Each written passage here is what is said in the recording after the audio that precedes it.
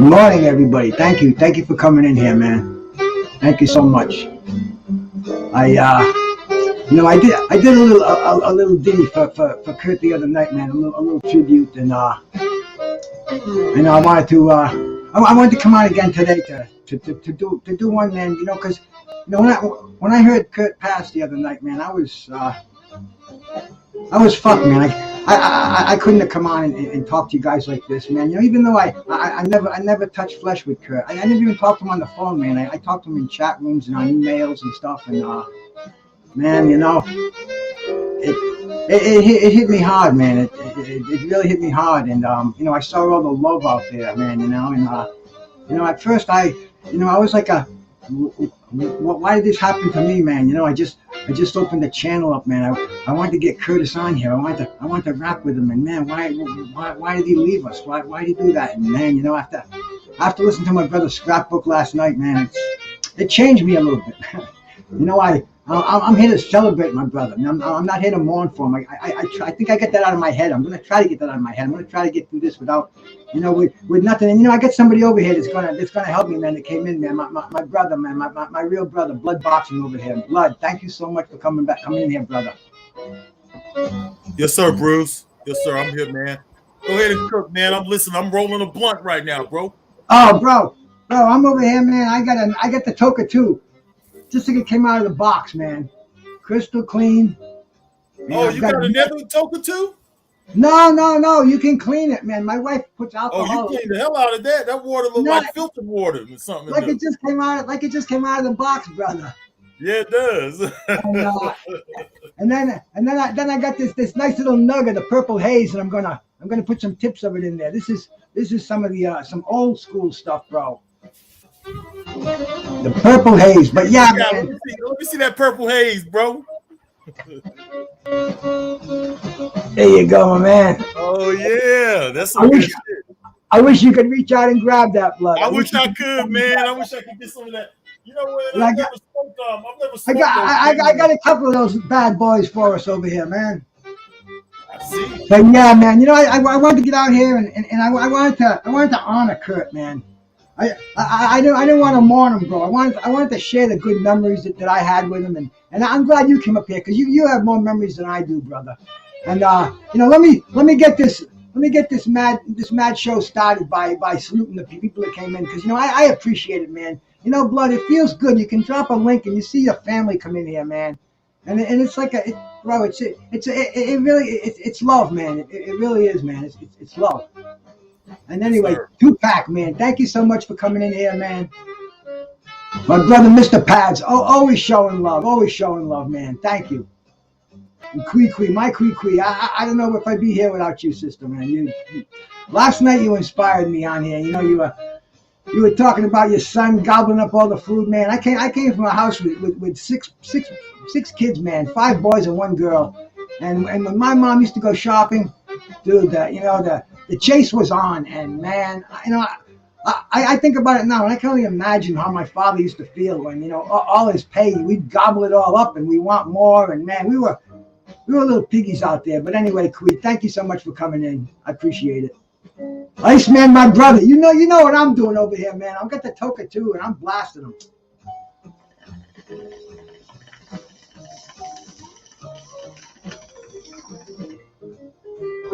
I like to do 3 in a row to start off because I haven't really gotten a buzz yet today.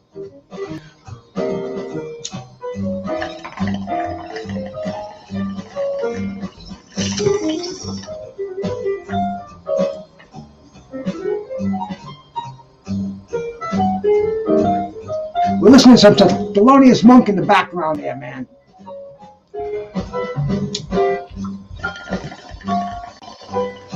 Shout out to everybody who came through. The big brother Bruce is doing his thing on the Toker too. We'd like to appreciate everybody that coming through for honoring the big brother Curtis Anderson. Curtis Anderson was a really good guy, man. Love the sport of boxing. He's one of the guys who could talk boxing all day, man. He'll talk to you about the history. He'll talk to you about. He didn't really like to focus too much on the politics, but if you get him alone, he'll talk about that and give you his true opinion on some of that stuff. I think he shied away from the politics stuff a little bit, and I don't blame him.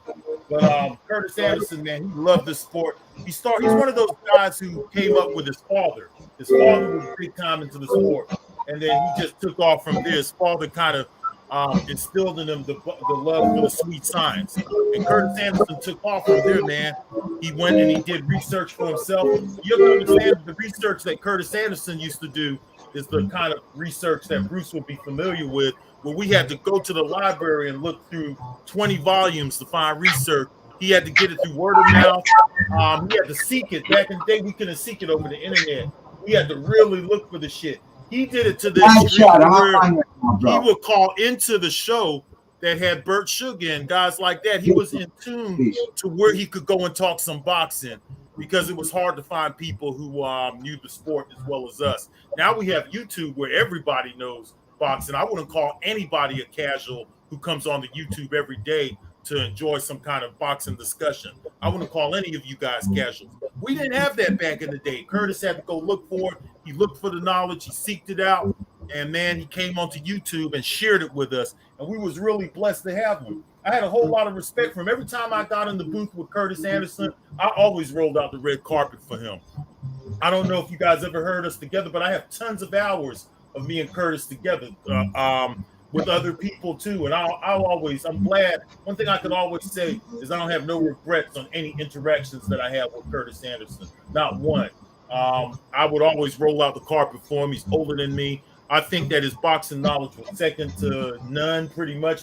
Well, there's a few guys who could stick with him on the boxing knowledge, but it's just like only like 2 or 3 guys that I've ever met. But you know, that's when we say, well, who's the better boxer? Was it Sugar Ray Robinson, or was it Henry Armstrong, or was it Ali? Bro, they're all up. They're up there on Mount Rushmore, and Curtis is up there with the best of them, bro. You know, and man, you know, I have such great stories of Curtis, man. You know, I didn't know him long, maybe a couple of years, because I don't even know how long I've been on YouTube.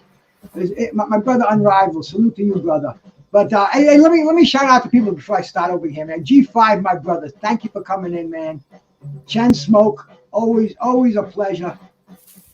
Tupac, the first guy in here, man. My brother LeVar Cooper, you know I wouldn't be doing this without you, bro. You set me right up, and I sent you a link if you want to come in here, man. Stephen Lamont, Stephen L. the Mac, brother. Thank you so much for coming in, man. I appreciate it. And Tony Boswell, always showing love and support. My man Crush the Legend, my brother in jazz, a jazz man out there, man. Thank you for coming in, man. I appreciate it. This guy, I'm sure I'm only looking at it in StreamYard here, so I guess you guys blasted this character coming in. These bots, they follow me, man. I'm telling you, blood, they love me. And I don't know what that little message is out there. That kind of gets me nervous, man. That VOM, whatever it is, man. I think that's almost like a nuclear code. So that's been going to everybody's page. That's been going to everyone's page. Oh, we gotta stick together. We gotta blast these guys out of here. Who else? For a while, they had those little Asian pages going around too, and YouTube was able to get rid of them, so they need to get rid of that shit too. Yeah, absolutely. D-Ray, my brother. D-Ray's always here too, man. I can go on first thing in the morning. I can go on at midnight. My brother D-Ray always showing the love and support, man. Thank you, D-Ray.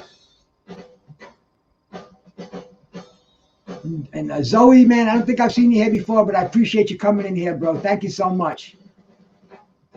My man George H, always showing love too. Kenneth Johnson, my brother, man.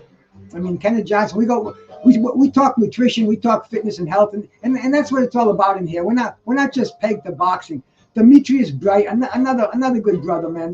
You know, I feel so blessed. I want to shout people out to come in here, man. John McSmith, another guy that signed up, and I see him all over the place.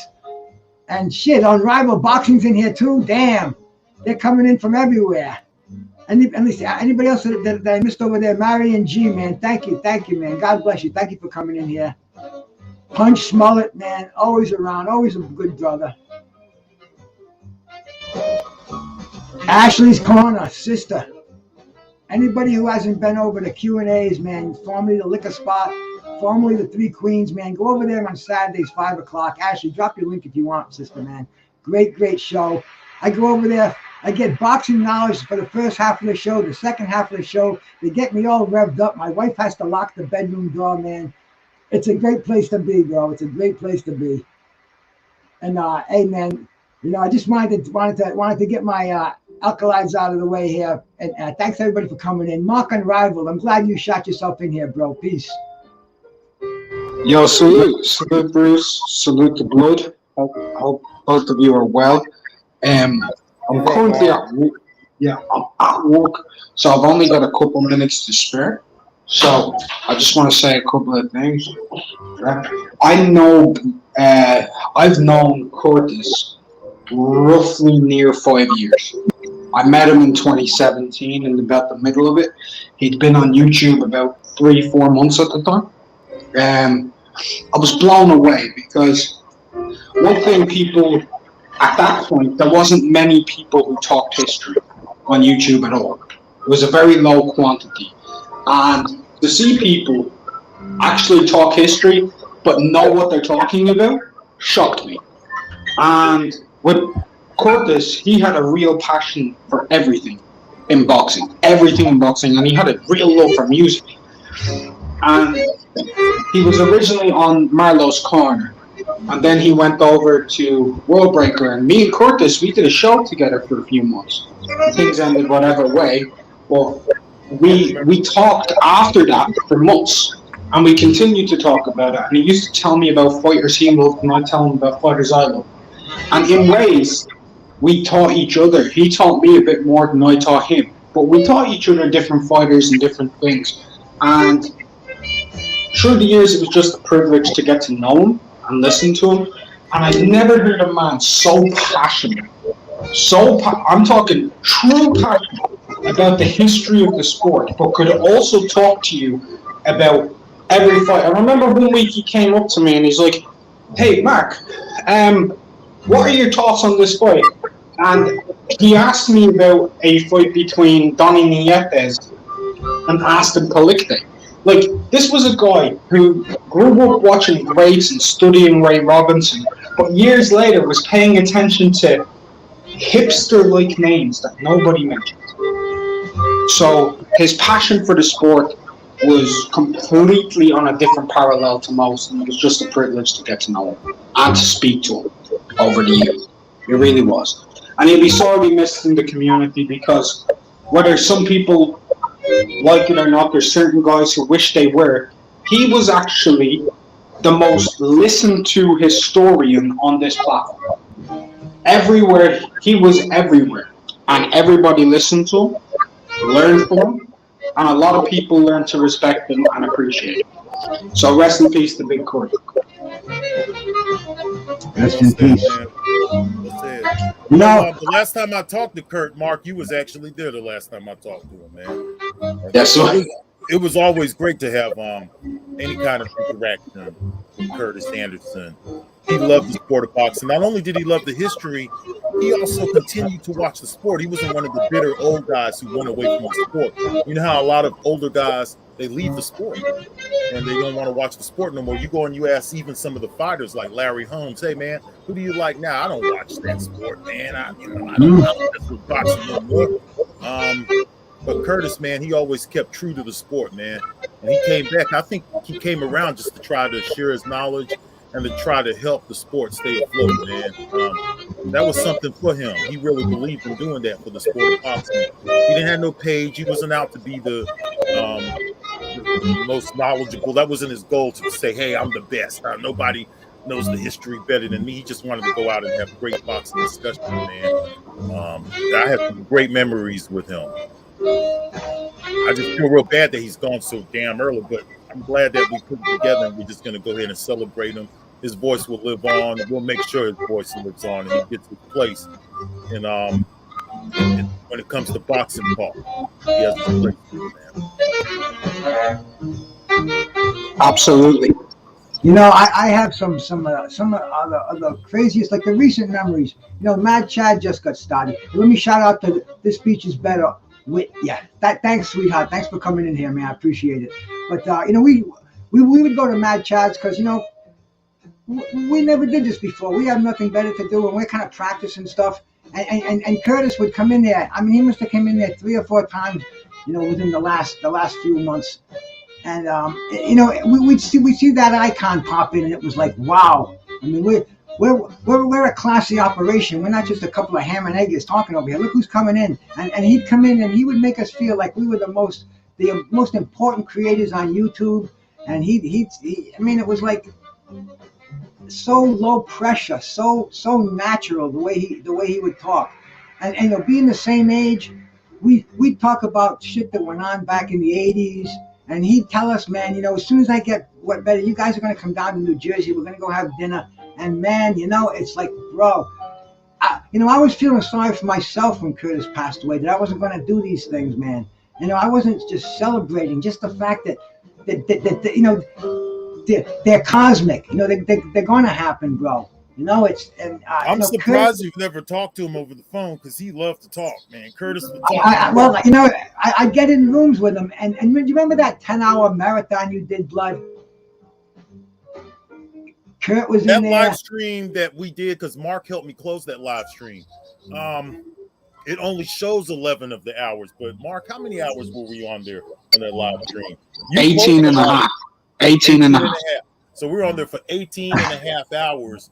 Curtis and Mark was on there all day. They came, Mark and Curtis both went to bed and came back to the live stream. And we had a great talks on boxing that day. Oh, yeah. And I got the older guys on there. Now, yeah, I was in that stream a couple of times that day. It was, and it was early on, one of the first times that I met Kurt. And he really, like, Bruce goes, man. You know, I always wanted to listen to you because you make some good shit in the comments. And I never had the power to get on. I never had a camera or a microphone until, you know, a year ago or something like that, maybe even less. But man, you know, he kind of like he made me feel important. He asked me questions instead of telling me things. You know, asked me about Rhode Island, and you know, if I knew this guy from Rhode Island, if I knew this fighter. And I mean, he just had that magic about him, and you know, and when he said he could learn from everyone. So that's why he asked you the questions. He did, man. That's why he asked you the questions. He wanted to make you feel comfortable, and that's one thing about Kurt, man. He wanted to make people feel comfortable all the time. So he'll ask people, he'll redirect it. If people went too much about how much knowledge he has, he'll try to redirect it and say, "Hey, man, I'm here to learn from the younger guys too." He was one of the older guys who could actually acknowledge learning from a younger fight fan crowd or whatever. You know, he was one of those type of guys. And I used to be on my live stream cussing people out and stuff. And when Curtis Anderson, when I saw his little name come up, I kind of calmed it down a little bit when Kurt came around. You know, he had that kind of power and the energy to kind of make someone redirect their whole attitude. You know, that's the kind of guy he was. He'll come around and I get the cussing out the trolls, and then I'll see Kurt and I'll calm down on the trolls and I'll go back to some history boxing talk because I don't want Curtis to leave. It's like, oh yeah, there goes Kurt. Okay, I don't want Curtis to leave, so I'm gonna go ahead and continue to change up my discussion here. One of the first panels I went on, it was L Dub. And me and L Dub, L Dub is the boxing wizard. You know that, bro. He knows dates, times, places, weights, whatever it may be. We started talking about professional wrestling, and you know, just chatting. And so I said to L Dub, you know, I was just new to this. I just had the ability to click on a link. I said, let's do a live show on wrestling. And he goes, yeah. And the next thing I knew, it was L Dub, Curtis, LeVar Cooper, and myself. I don't know if G5 was on there or not, but anyway, we just talked wrestling for 2 hours. And Curtis, bro, you think he knows boxing, man? He's a fan of wrestling too, just as much. He's got so much knowledge in there, and he remembers things. It's kind of like, you know, when I get down, I start hitting on that Toker 2, those brain cells get clicking, and all of a sudden it'll just start flowing.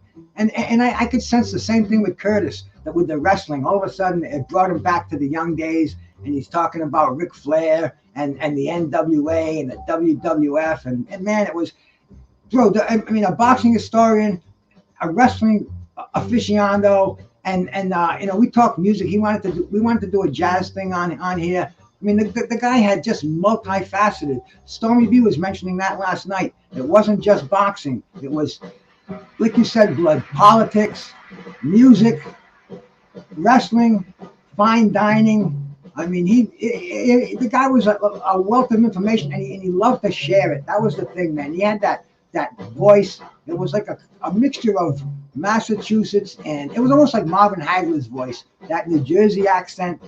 And man, it was just it was a pleasure. Every time I was anywhere on the internet and I saw him there, man, I knew it was going to be a decent day. It was going to be a cool room. And I remember one time I didn't have the ability to get online, and I don't even know how he knew this, but they're talking about grads. I think it might have even been a Christmas Eve show, and somehow the race got in there.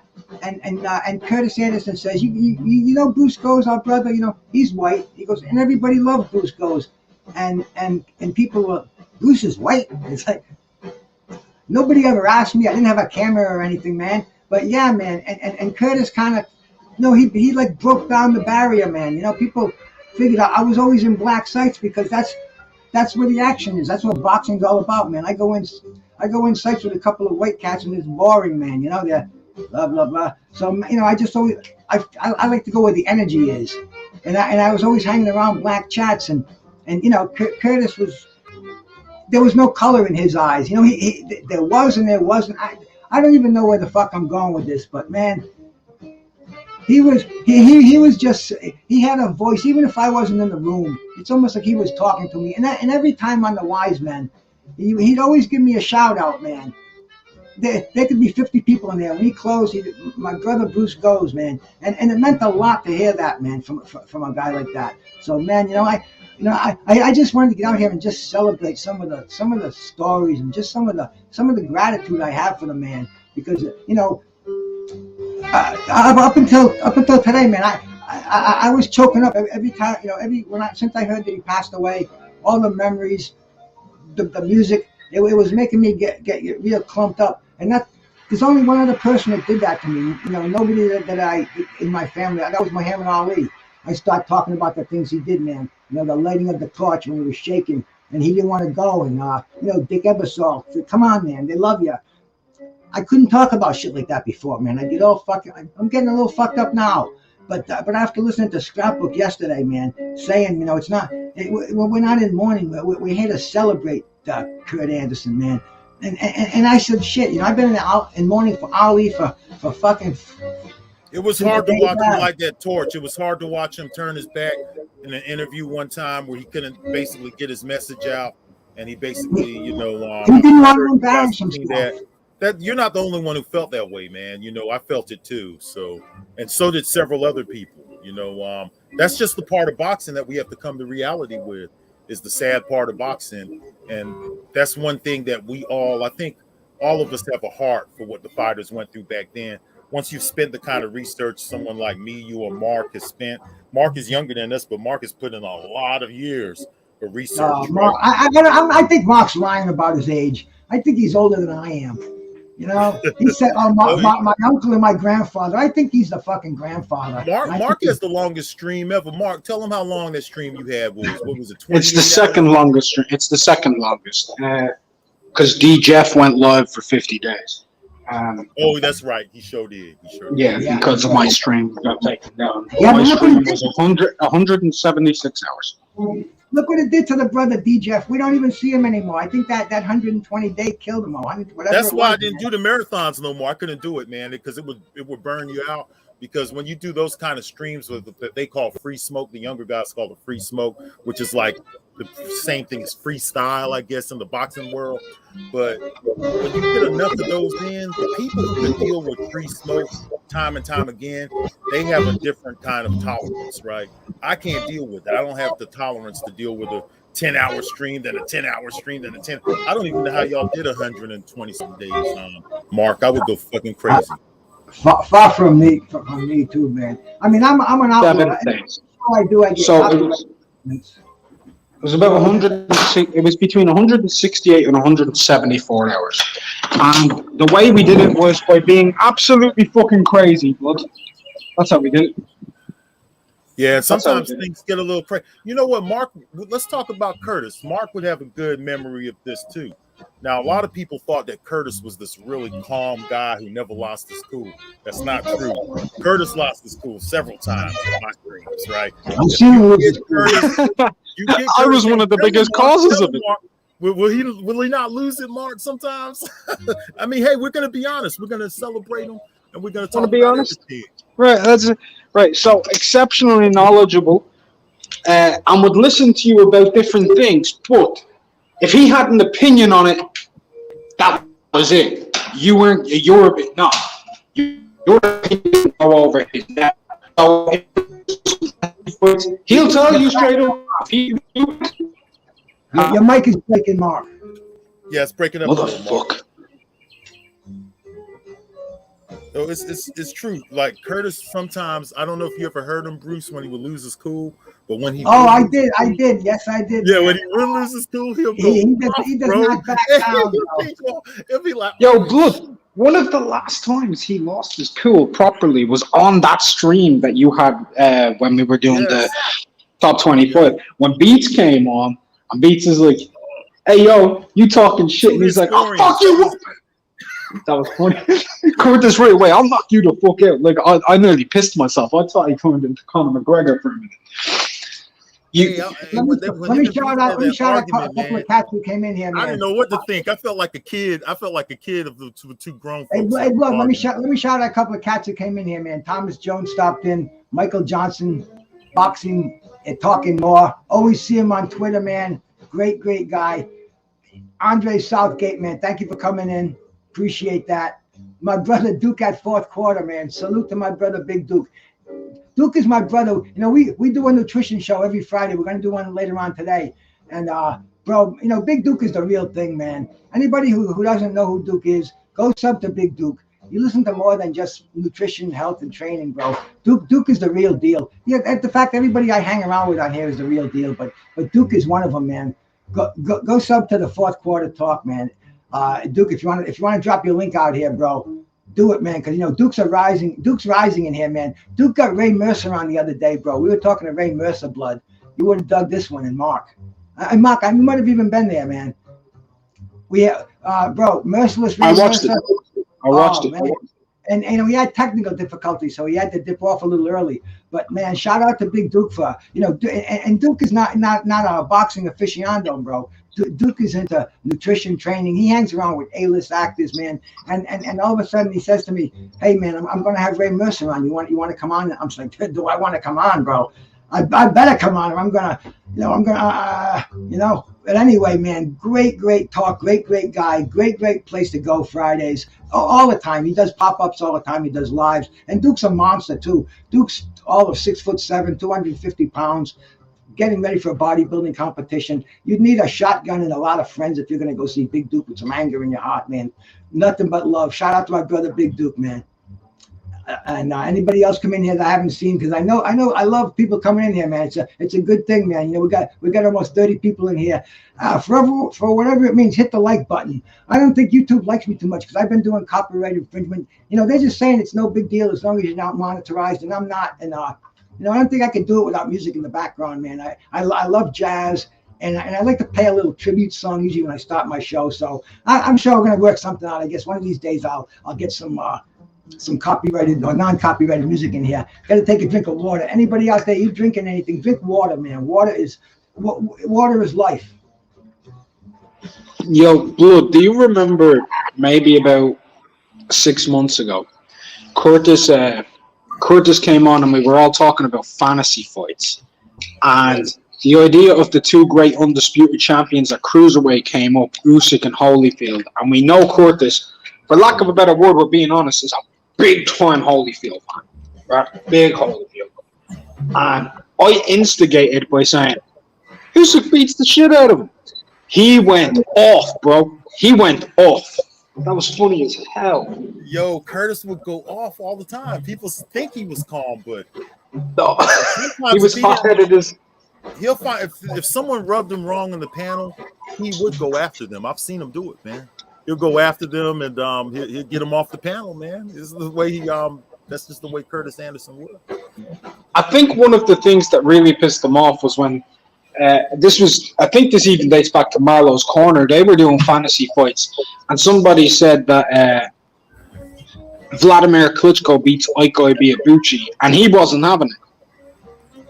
He wasn't having it, and he like flipped off on them. This is going back like it might have been that fight. It was definitely Iko Ibiabuchi versus somebody. I don't know who, but I think it was Vlad. I think it was, because I remember whoever it was, they were chinny, and you don't want to be chinny when you're fighting Iko Ibiabuchi, right? But Curtis went off. This is going there 5 years ago now. Crazy. Oh, he not only had the knowledge, but he had the passion. If he had a belief, whatever it may be, he would go for it. I've seen him get aggressive in those chat rooms. As a matter of fact, there was one, Mark, and I didn't even know you, Mark. I was a moderator. We were in Bloods, and you were a moderator, and Curtis wasn't. And people that were disrespecting him, I was timing them out of there. And you would untime them. And I'm saying, what's this fucking guy doing, man? And I don't know if you remember that, bro, but Curtis was... I do remember. Taking no shit whatsoever, man. You see, my thing is, right, because I go back with Curtis so far, right? And here's the thing.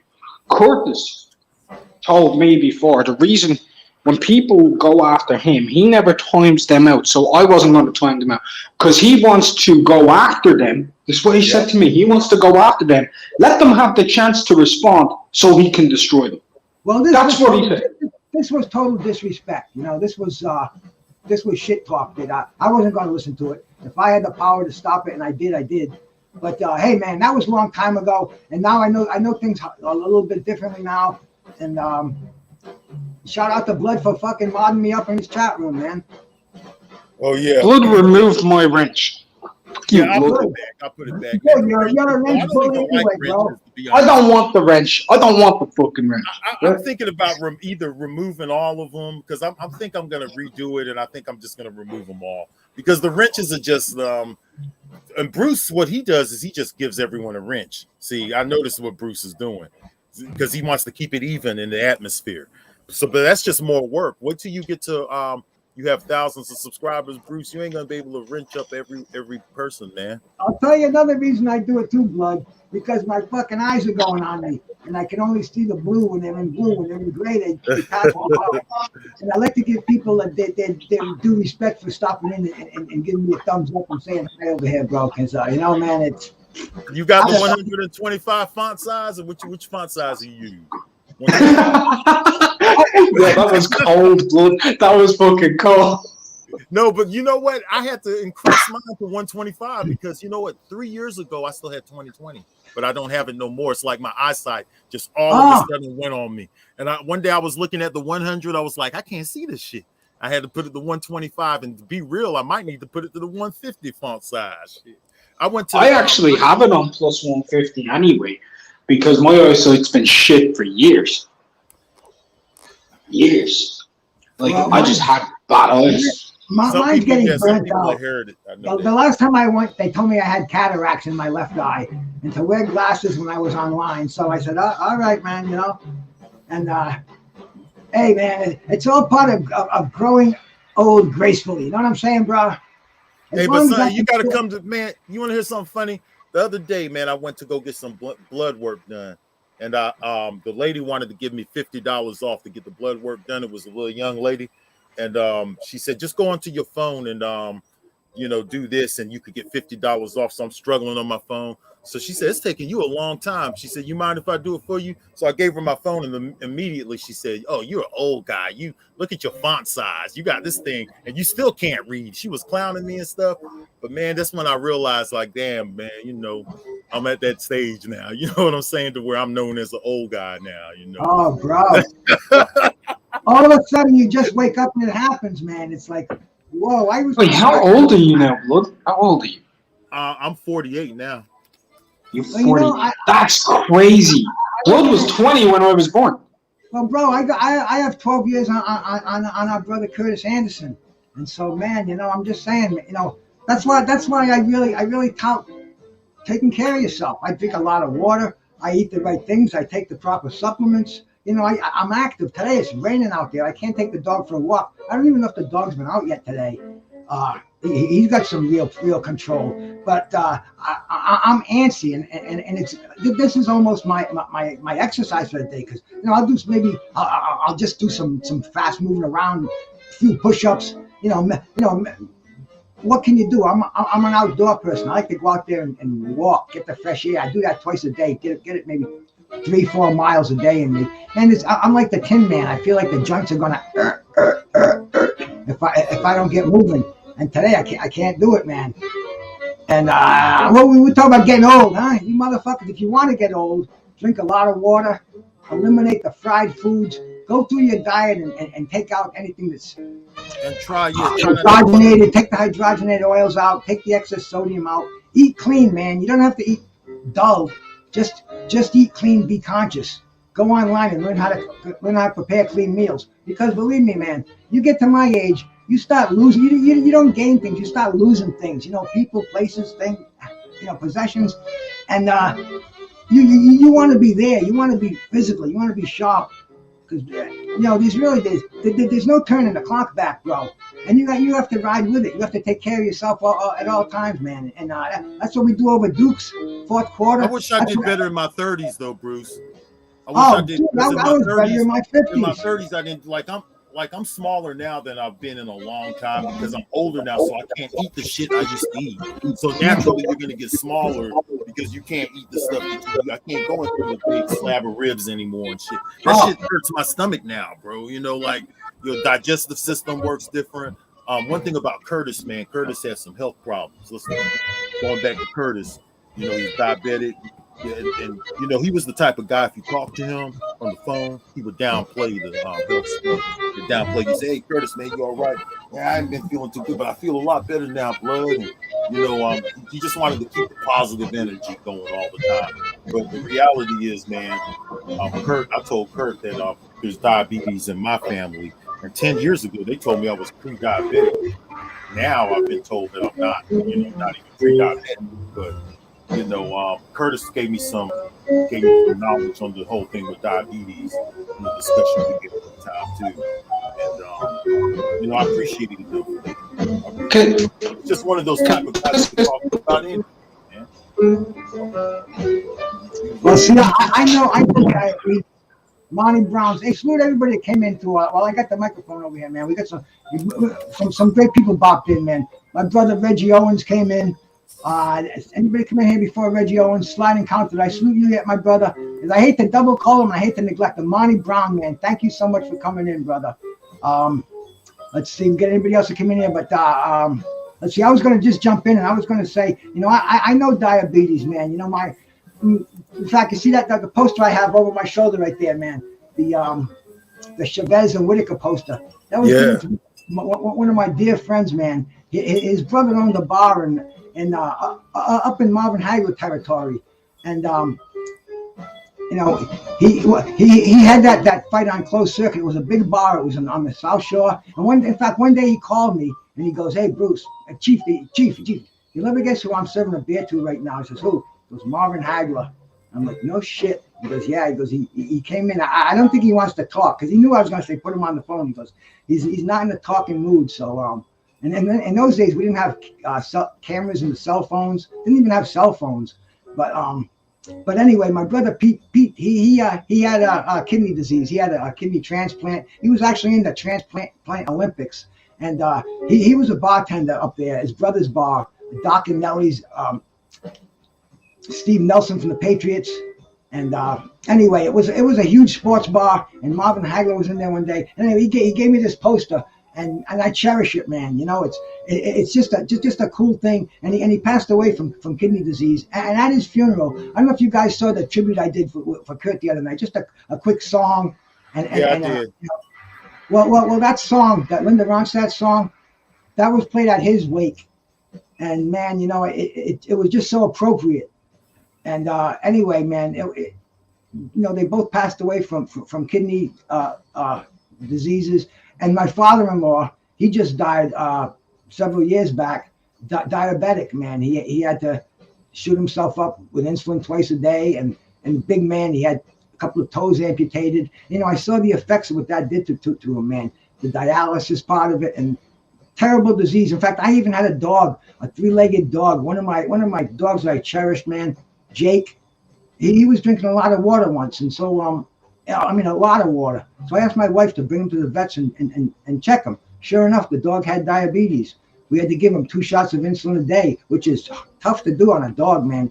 A dog that doesn't want to get it, but it got to be the norm.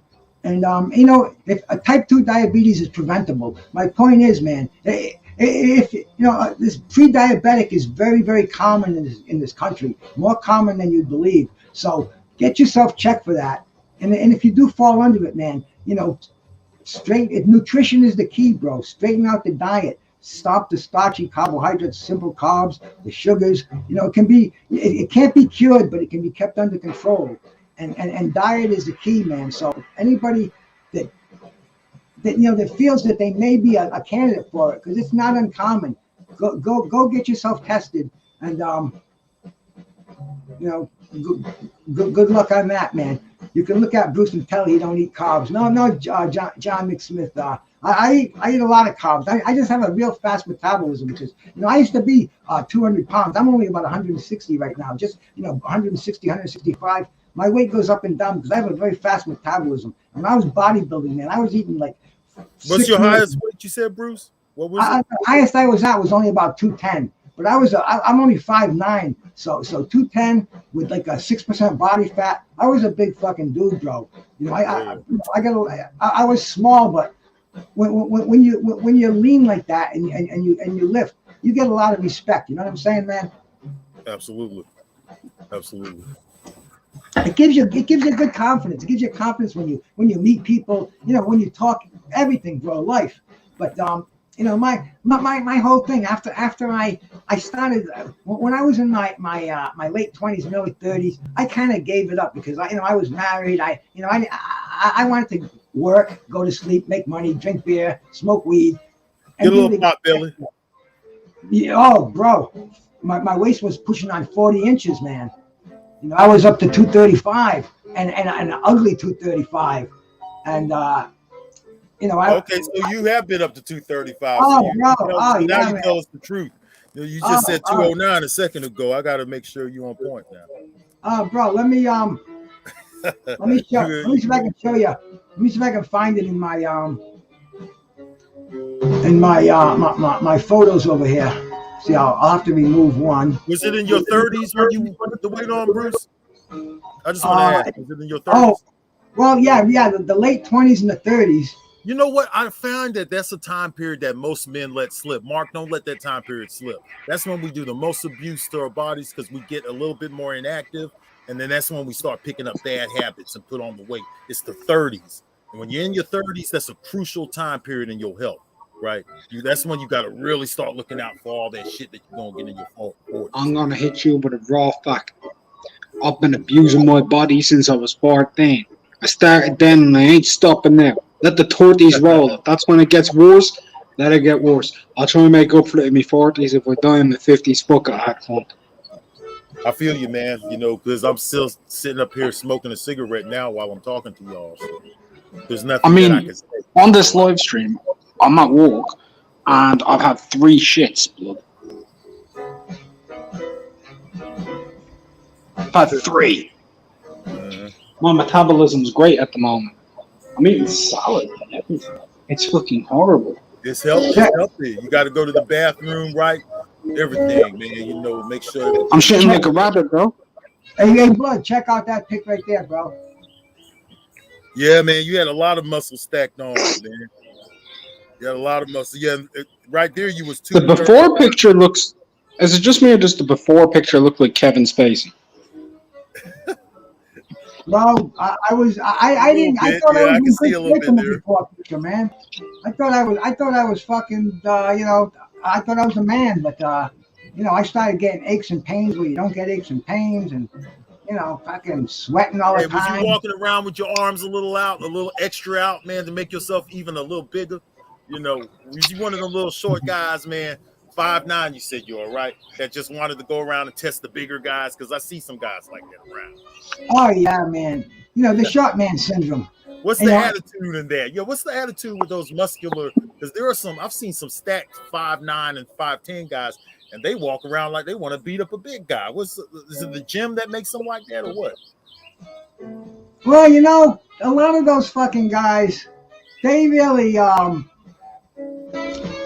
problem is they just never got, they never got any respect in life. You know, they were always bottom, man, and they get a little bit of muscle, they get a little bit of courage, and these are the guys that get their asses kicked. You know, they think they got more than they actually have to give, and you know, maybe the steroids are very common. You know, in the gym, they might do a cycle or two, but and you know, maybe put on 10 pounds, and they think they put on fucking 50 pounds, and in the mirror they see Superman. And yeah, man, those guys, it's funny. They walk around with the arms out, like they got these imaginary lats, like they're carrying a football under each arm. It's funny, man. I've been working in the gym for like 30 years, and I've seen all kind of stories. I've seen tragedies in there. You know, I've actually seen people drop dead in gyms, and I've seen people, you know, walk around like peacocks, thinking they're hot shits. And it's funny because, you know, maybe they've been in the gym for a year, lost 20 pounds, you know. Still, you know, great for them, but definitely not showpieces. And you know, people get the, you know, they think they're all that, man. And it's funny. And you know, you're right, man. You know, you see guys like that all the time, blood. But they always get put in their place. Shout out Electro Jet who stopped in here, man. Salute to you, bro. St. Cruisin', my brother. Always a pleasure to see St. Cruisin' in here, man. Reggie What's up, St. Cruisin'? How you doing? And everybody else in the chat too. Shout out to all the guys up in the chat, and the women in the chat. Yeah, man, we appreciate that. You know, just coming in here to talk about our friend Curtis Anderson, and you know, it really is a celebration because it's almost like I've cried my tears, and you know, I think, you know, I'm so happy that I had the privilege to know this guy, that I could call him my friend, that he'd shout me out anywhere I went, and he made me feel important. You know, I was on a panel once with him on Drew Titans, and it was, you know, oh shit, Curtis was on there, and L Dub was on there. I think John Page might have been on there, and I didn't feel like I really had the knowledge to be up there, man. I just didn't feel, and you know, I kind of said, I think I might have said behind the scenes, you know, I don't know if I want to do this. And Curtis said, no, Bruce, man, yeah, you belong here, man. You know, you belong with us. And he just made me feel like I did. And it came out real smooth, and it was a beautiful guy. I mean, it's my heart is still barren, man. It's still cold. It's still empty. But yet I feel it filling up with the memories. 150, man. Salute to you and Slugger Sam, man. Thanks for coming in, bro. But can I tell you, like, what one of my fondest memories ever was when it came to Curtis, right? Now, Blood can tell you, in terms of history, the history scene on YouTube was very barren outside of boxing documentaries all the way up until maybe 2015. And then in 2015, you had a lot more guys who actually were willing to share their passion about history. But there was only specific fighters, and it was the same old kind of thing. And I think that's fair, Blood, right? It was the same guys who would be mentioned. You'd hear the odd mention of Langford, but it was really Ray Robinson, Ali, Joe Louis, sometimes Joe Gans, a bit of Ezra Charles, Marciano, stuff like that. And you're pushing it with that. A little bit. Especially if you go back to any time before 2015, then you're really pushing it, you know. Yeah, you really are. Curtis came on, and he was talking, and people were like, who are some good fighters from where you were from? And this blew my mind, because I felt like out of everybody who was listening on YouTube or watching or whatever, or making a little bit of content, sometimes you feel like you might be the only person who's heard of it. He started talking about Tippy Larkin, the Garfield gunner. And that blew my mind, because I hadn't heard anybody talk about a guy like that. Like, this is not the most notable guy. And hearing just the energy and passion of what he knew about the Garfield gunner, and then he later would start talking about other guys who maybe didn't get the credit. He was actually one of only two people for quite a while I'd ever heard mention the name Midget Wolgast. And then Scrapple came along after that. And these are fucking obscure people. Obscure. The only other person who'd really mentioned guys like that, you know yourself, Blood, would have been Hardline. Right. You know? He would have been the only one, roughly, Andrew Sr., roughly around circa 2015-16, who would talk about those guys. And then you had this other guy, but he was doing it live. And people were asking him, and they'd ask him questions, and they'd mention a fighter, and he'd talk about them for 10 or 11 minutes straight. Just off the cuff, instantaneous. And it blew my mind, because I felt I was the only fucking person who could do that. Like, I know that sounds like really egotistical. But the truth of it is, you put the work in, though. You put the work in. No, what I'm trying to say is, when you don't come across it enough and then you hear it, it surprises you. And the knowledge he was showing on these fighters is crazy. It's like, Bruce, like, for example, you know a fuck ton about jazz and you listen to a lot of jazz. And sometimes you're like, yeah, you don't expect anybody to know this one person who has like 20 people who've ever listened to them. And then all of a sudden you talk to somebody and they mention that person. You're like, whoa, you know this fucking dude? What the fuck? It blows your mind. It actually blows your mind.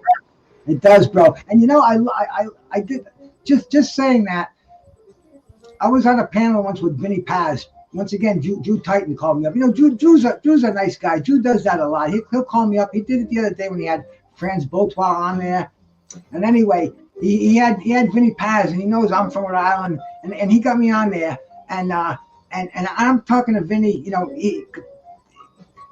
I guess he got me on there because he knows I know Vinny Paz. I'm from Rhode Island, and I know where he fought. I know his amateur stuff. I remember the comeback when he broke his neck. And so I said to him, I says, Vinny, you remember that fight you put on at the exhibition at Rocky Point Park? And I see him, Rocky Point Park. They said, you fought 3 guys and your father got up there and said, I'll give $1,000 to anybody that knocks my son on his ass. And he's like, shit, you remember that? And I think it made his night, bro. And I remember that, bro. You know, it was like, it's good when you could share that kind of knowledge with somebody firsthand and tell them that, hey, man, and tell them that you know something about them that the media didn't really put out there, right? So that's why it's like that, because that's not one of his. Curtis was like that. Curtis was like that when he mentioned New Jersey or some. You know, he mentioned some of the restaurants and some of the things that either I heard, I read in the boxing mag, and I'd drop it, and he.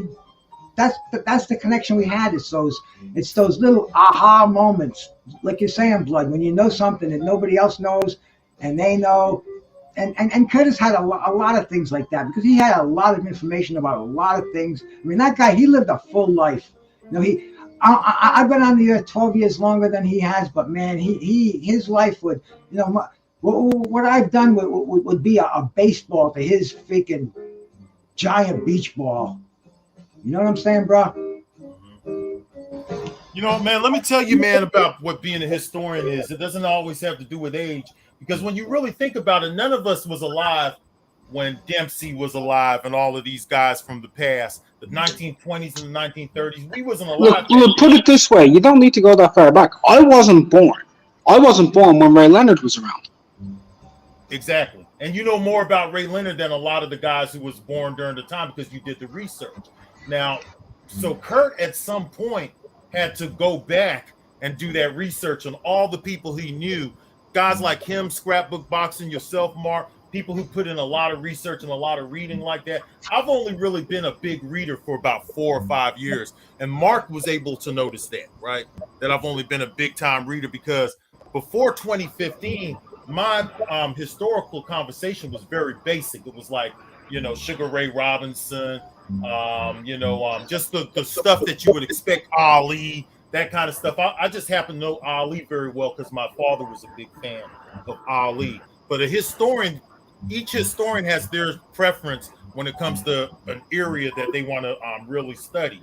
Like Mark has done more studying than me from the 1920s, right? Which I do intend on going back and reading a little bit more. I brushed up on it a little bit because I read about the color lines and things like that. But it depends on what era that you decide to put your focus in. And anybody who's doing that work is a historian, which falls into the definition of what a historian is. Curtis Anderson is at the highest level of that because he has so many decades. Like me, I'm still kind of a little iffy in the 1950s and back. You know what I'm saying? I'm iffy. 60s and up is where my knowledge is a little bit better, you know. I feel your knowledge is exceptionally strong on late 70s through mid 80s. Yes. Exceptionally strong. Because I do be listening, and sometimes you say shit, I'll be like, I didn't know that, and I'll go like, because I'm one of these anal retentive fucks, so I'll go fact check, and it's like, hey yo, my dude was right. You know what I mean? Because I get it from direct sources, like reading. I got a lot of magazines now, magazines that I wouldn't have read like I read now. So I was blessed to get a whole bunch of magazines, and I comb them now, and I read them. I read about the politics, and now you got the internet, so you can take the internet when you find something, bullet point that, go to the internet. But Curtis Anderson, you have to realize Curtis Anderson must have been doing this for years. Because Bruce, how hard was it to come across this information back when we didn't have the internet? You remember we used to have to go to the library. I remember going to look up someone like Harry Greb. I'd hear about him, and I had to go to the library and look through 20 big old volumes of books and look them up and only find one little paragraph on them or something like that. So that's, it wasn't my fault. I didn't have the money to go out and look for his books. You couldn't even shop on the internet back then. You had to come across the book, Oh, absolutely. And I got a lot of the information that I picked up, by far anything close to any of these revered people that grace my chat, and even you, Blood. I was buying every boxing magazine every month that it came out, and we'd get these. The thing would have a special maybe 3 or 4 times a year dedicated to a particular legendary fighter. They'd have like the Joe Louis edition. They'd have the Sugar Ray Robinson edition, or the Henry Armstrong edition. And so I'd have that, and it would have maybe 200 plus pages of information about just Joe Louis. And so I was reading about his early career, when he was a farmer, and how his early life in Detroit, and how he became a fighter, and what he had to endure. And then you read about his oppositions, coming up, his first big fight with Primo Canara, and then the fight with Max Baer. Oh, but you read it. You're right, Bruce. That's how we got a lot of the historical information, because the Ring always had the feature. It was always in the back of the Ring magazine, a historical section where they'll dedicate at least 5 or 6 pages to the history of the sport. Well, sometimes they'd have whole month would dedicate to that. Oh yeah, they would. You're right, specials and stuff like that. But they always, in every issue they had something on the history. Unless you're going out to get a special edition like what you're talking about. And the thing about those editions, you're older than me, so back in them days, you probably was able to go around and get some of that stuff that I wasn't able to get. I was very restricted to certain things. I had to get whoever I was in their environment, I had to go with what they had. Well, the thing is, Blood, I was only really a fan of current boxing. I was a fan of what was on the television. But buying these magazines, you have to, if you don't want to get ripped off and only read half the magazine, you have to read about the legend. Like you said, 5 or 6 pages in the back. And then you'd have the special editions. I go to the store and I see the Joe Louis edition, and I'd say, I would have much rather have seen Ali's next fight, and like the usual edition, Thomas Hearns on the cover. But I'd grab it and I'd read the thing from cover to cover, and I'd bring it in the bathroom and I'd read it again. And I'd be laying in bed, I had my nightlight on, I'd read it again. And so when I got into a conversation about Joe Louis, all of a sudden I'd say, shit, I'm right there, man. I know what they're talking about, and it was a great introduction. And now that people like ourselves are becoming rarer and rarer, it's almost like the knowledge. It seems like it's more and more important. You drop these, then they weren't even gems back in the day. They were just kind of excerpts from what we read, and now people, and now they're gems. So these are the kind of things that I appreciate about, retaining from this, from whatever knowledge I might have about the history of boxing. But that's how I got it, man. I got it from magazines, from the Ring Special Edition. My wife would early, she'd see that in dollar stores a lot of times they'd have they'd have like the Roberto Duran story, and they'd have a book on Tyson. I got a lot of them behind me right now. I got. Well, you know what I'm saying, bro. Like you're saying, solid print. There was no internet. We couldn't just punch up Henry Armstrong's greatest fights, and we had to do some research. And as I got introduced to these guys through the magazines, then my knowledge broadened. If I saw a soft cover magazine in a dollar store, I'd grab it. And my wife did the same. She'd see it, she'd know it was boxing, and she'd grab it, or she'd go to a garage sale, or a yard sale, however they get rid of these things. Because I know a lot of my stuff. If I don't give it away, I think it's going to end up in a dumpster, bro. I really do, man. That's why I'm not adverse to sharing it, getting it out there, man. Putting it in the hands of people who are going to appreciate it. Absolutely. You don't want that stuff to go into the dumpster or into somebody's hands. And I've seen it happen, man. I've seen it happen. Mm-hmm. One thing about Kurt, man, that people don't want to acknowledge, though, is how many people he destroyed on here. He had a lot of debates, and he used to always put some people in check, man. He was known to put some people in check on some of these live streams. That must have been. I don't know how people could forget about that side of him. It's just he was. I wasn't on the internet back then. So much now. There was a little side of me when he would get like that, I'd kind of like smile in the background, like, hell yeah, go on, get him, get at him, big bro. Because he'll be talking, every now and then he'll say, I'm tired of these fans, fanboying, and he'll start going off and stuff like that. He'll do it on my streams. I don't know if he does it anywhere else, but he would go off like that.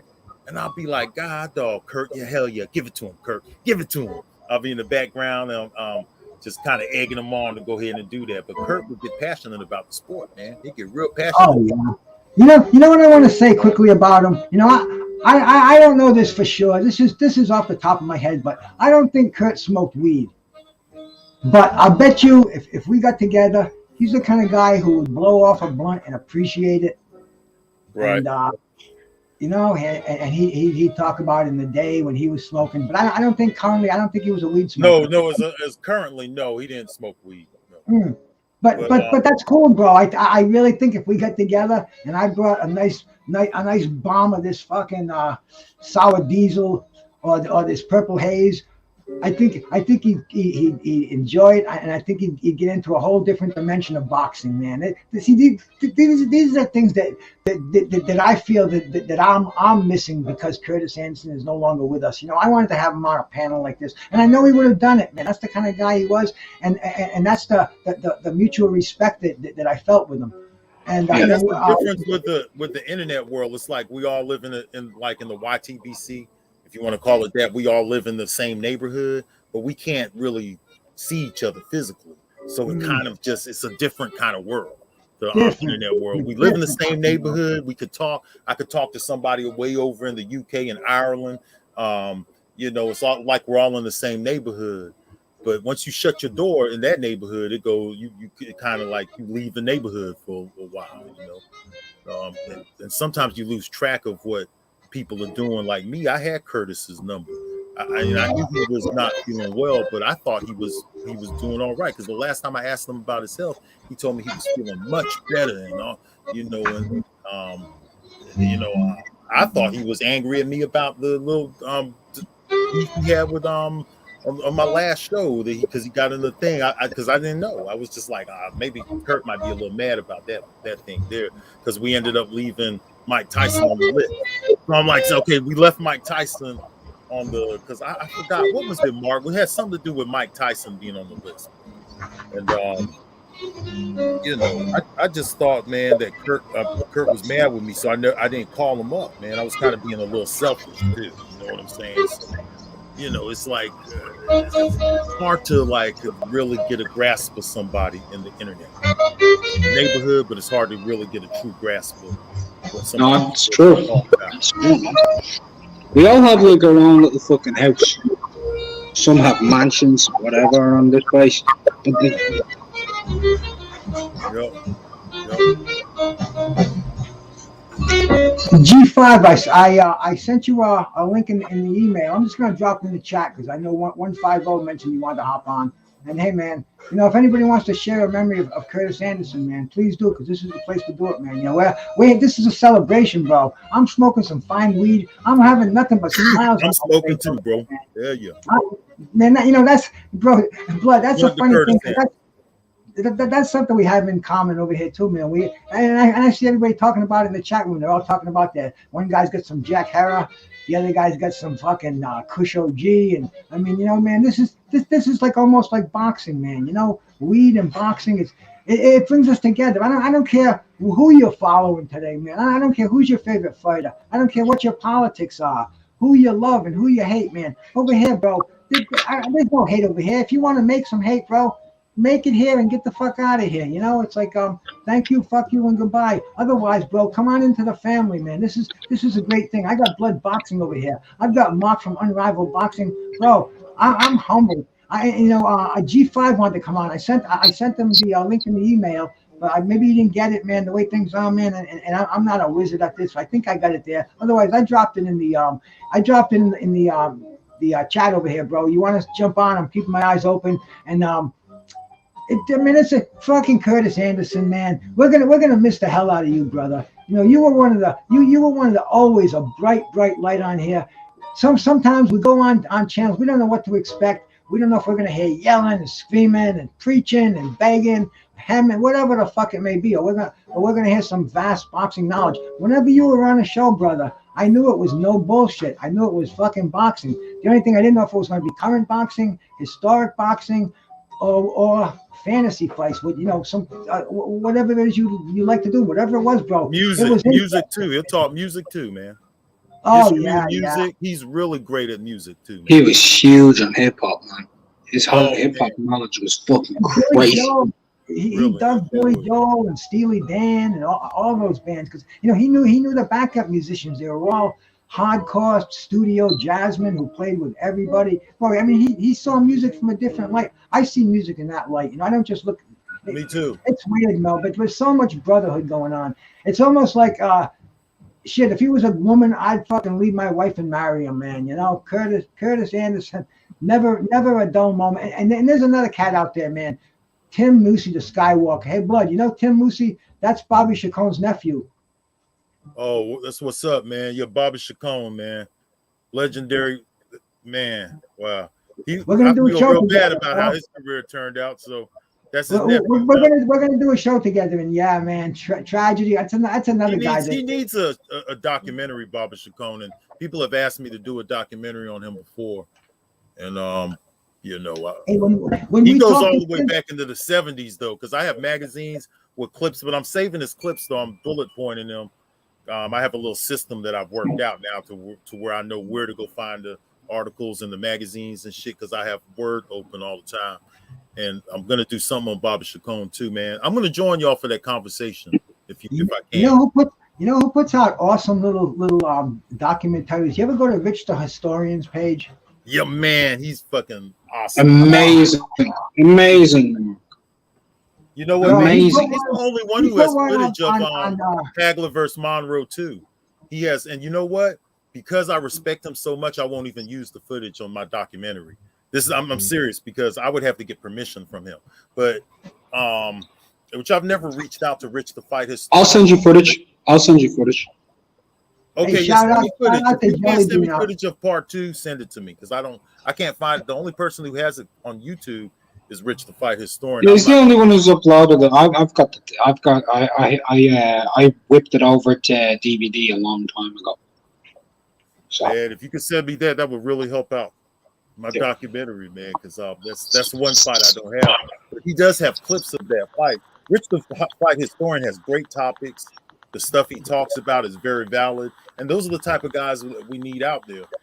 Actually, the reason why I don't do stuff like on my retro boxing and documentaries, I keep it history, is because of guys like Rummy's Corner and Rich the Fight Historian, because I think they set a great example of what I would like to be. You know what I'm saying? So, I really appreciate Rainy Day Boxing is another one that I appreciate. There's a group of those guys that are very good at what they do. They're real good at their editing and stuff too. Really got. Oh, he did one the other day about Sean O'Grady, bro. And man, what a short career, but talk about an action-filled career, man. I remember watching Sean O'Grady when he came on the scene. I think he might have been like 60-2 or something like that. Coming out of Oklahoma, and his dad, Pat O'Grady. Who the hell did he spot? I think he might have spotted with Benny Briscoe. He got that far.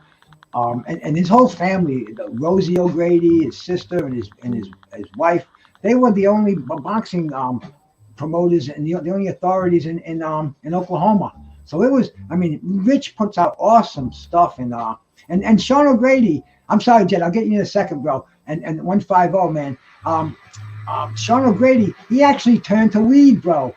He's a big proponent of medical marijuana, and I was like, whoa. No wonder I liked him so much. And they were showing his fight with Jim Watt. You remember that fight, man? It was, I don't know if you guys were alive for that, but or if you were fans. But he went over to Scotland and fought Jim Watt, and it was only on like 24 days notice.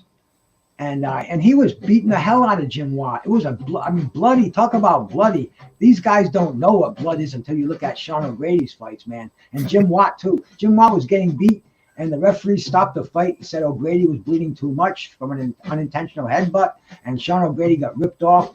Talk about fighters getting short shit, man. His family was getting death threats there from the Protestant Irish or whatever, man. And he wasn't even a Catholic. He was a Baptist. But he said he went in, that whole fight was fucked up. He was supposed to go to a 5-star hotel.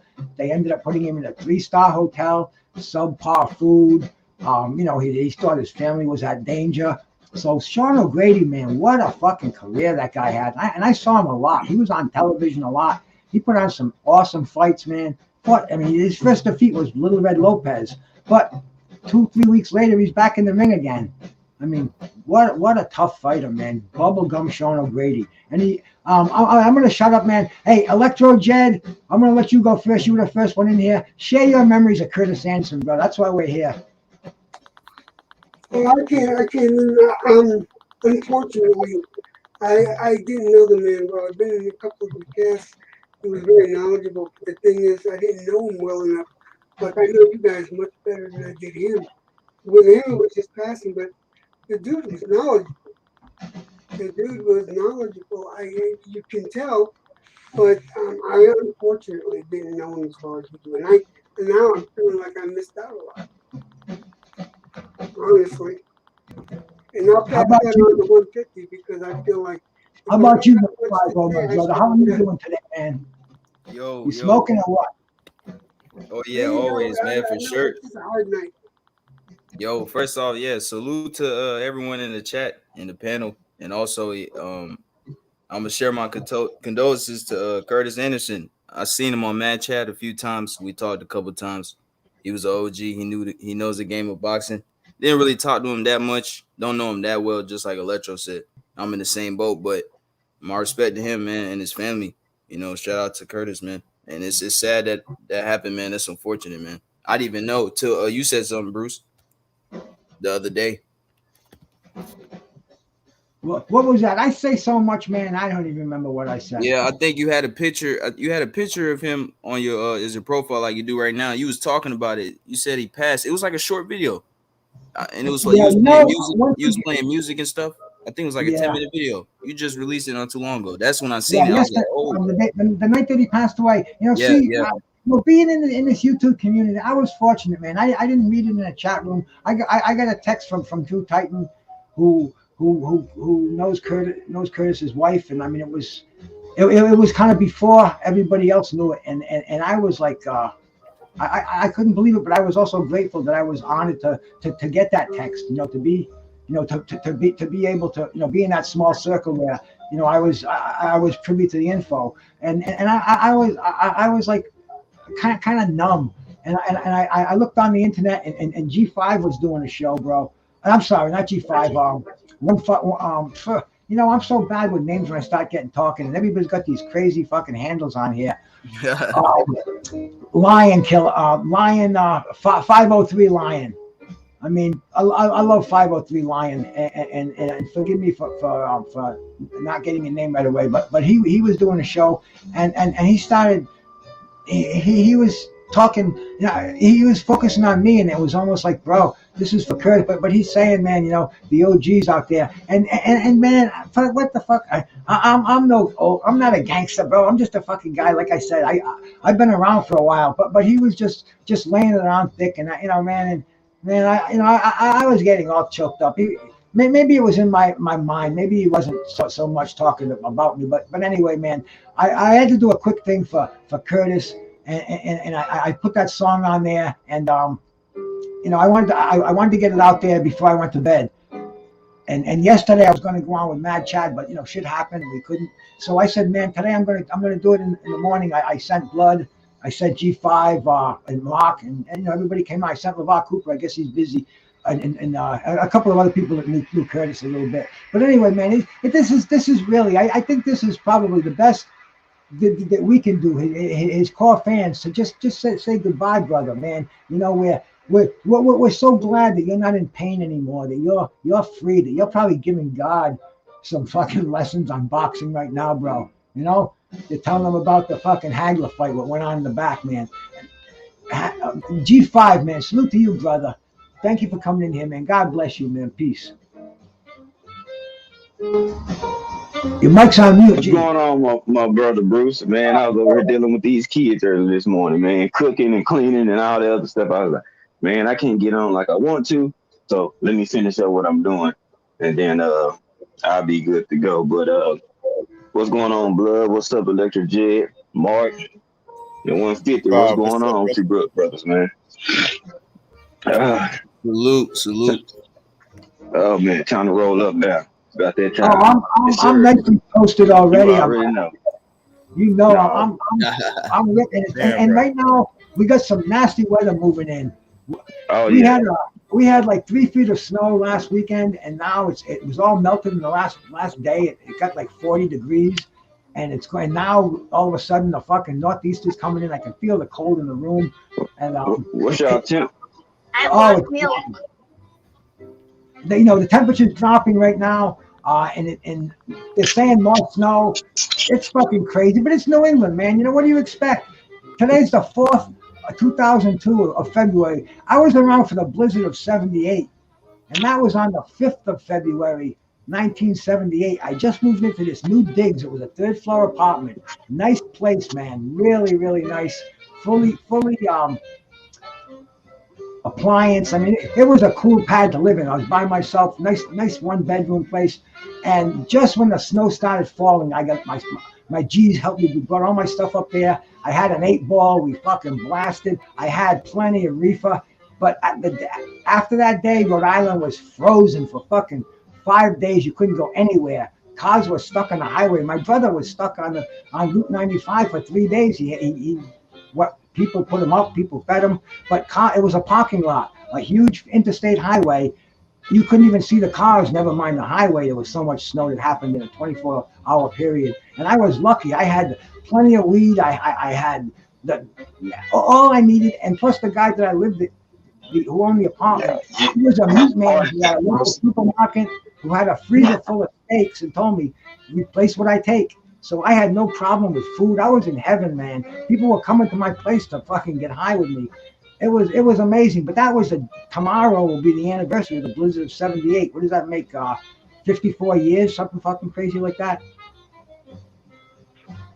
I know nobody. 78, 44. Because I was born in '88. All right, man. This is 44 years. I don't remember exactly, but I know. I was styling and profiling. I had a fucking Fiat X19. I don't know if you remember those cars, man. They were these hot little sports cars. They looked just like a Porsche, but they were only like $7,000 brand new. I remember that was those. a brand new car I had. Oh, and the thing was the best car I've ever had in the snow. I had a 4Runner once. It was awesome in the snow. But this fucking Fiat X19 had a mid-engine, And even though it had rear-wheel drive, it'd go anywhere in the snow. It was an amazing fucking car, just the way it was aerodynamically built, and the way the weight was distributed. But hey, shout out to that car. In fact, Road and Track had it on their test 10 best cars of the year that year. So, but you couldn't even find the fucking thing after the blizzard. I had to rely on the feeling around for it. It was buried, fucking disappeared. Every car was, bro. It was amazing. This is nothing, man. If you ever lived through the blizzard of '78, they were giving people food stamps because they couldn't work. I was in Yonkers, New York, with the blizzard of '78. Yeah, you're not that fucking young, Jed. No. At that time, I was. What was I? I was fucking 13. Yeah, I was 13. I remember that blizzard well. It was cold. And one of the main reasons I remember that because I threw my brother into a trash can and he closed the lid and left him there. Yep, that was a good blizzard. Had a lot of Definitely. So this is nothing what's coming on here. The only thing I don't like is the ice. Because right now, it's Mad Chad told me earlier today that it's nothing but frozen ice up there. He's driving 10 miles an hour on the highway. So, fuck the ice. Mike Biggs Boxing, salute to you, brother. Thanks for coming in here, man. We just got some snow over here a couple of days ago. And it got down, this is one of the rare occasions where here in New Mexico, like it got down to 7. I woke up to 7 degrees this morning, which ended up being feels like a -4. When we got snow on the ground, and then here in New Mexico, you get a quarter inch of snow, they close down the fucking state. I was like, what you bunch of pussies? But it's like, but they got some substantial snow. And I-40 and I-25 were locked up. But that blizzard of '78, I remember because I was in Yonkers, right by South Broadway, and I was temporarily going to a school 18 up there, and then you had to walk up this hill called Park Hill. And let me tell you, when you got a lot of snow, trying to go to school, you slipping and sliding everywhere.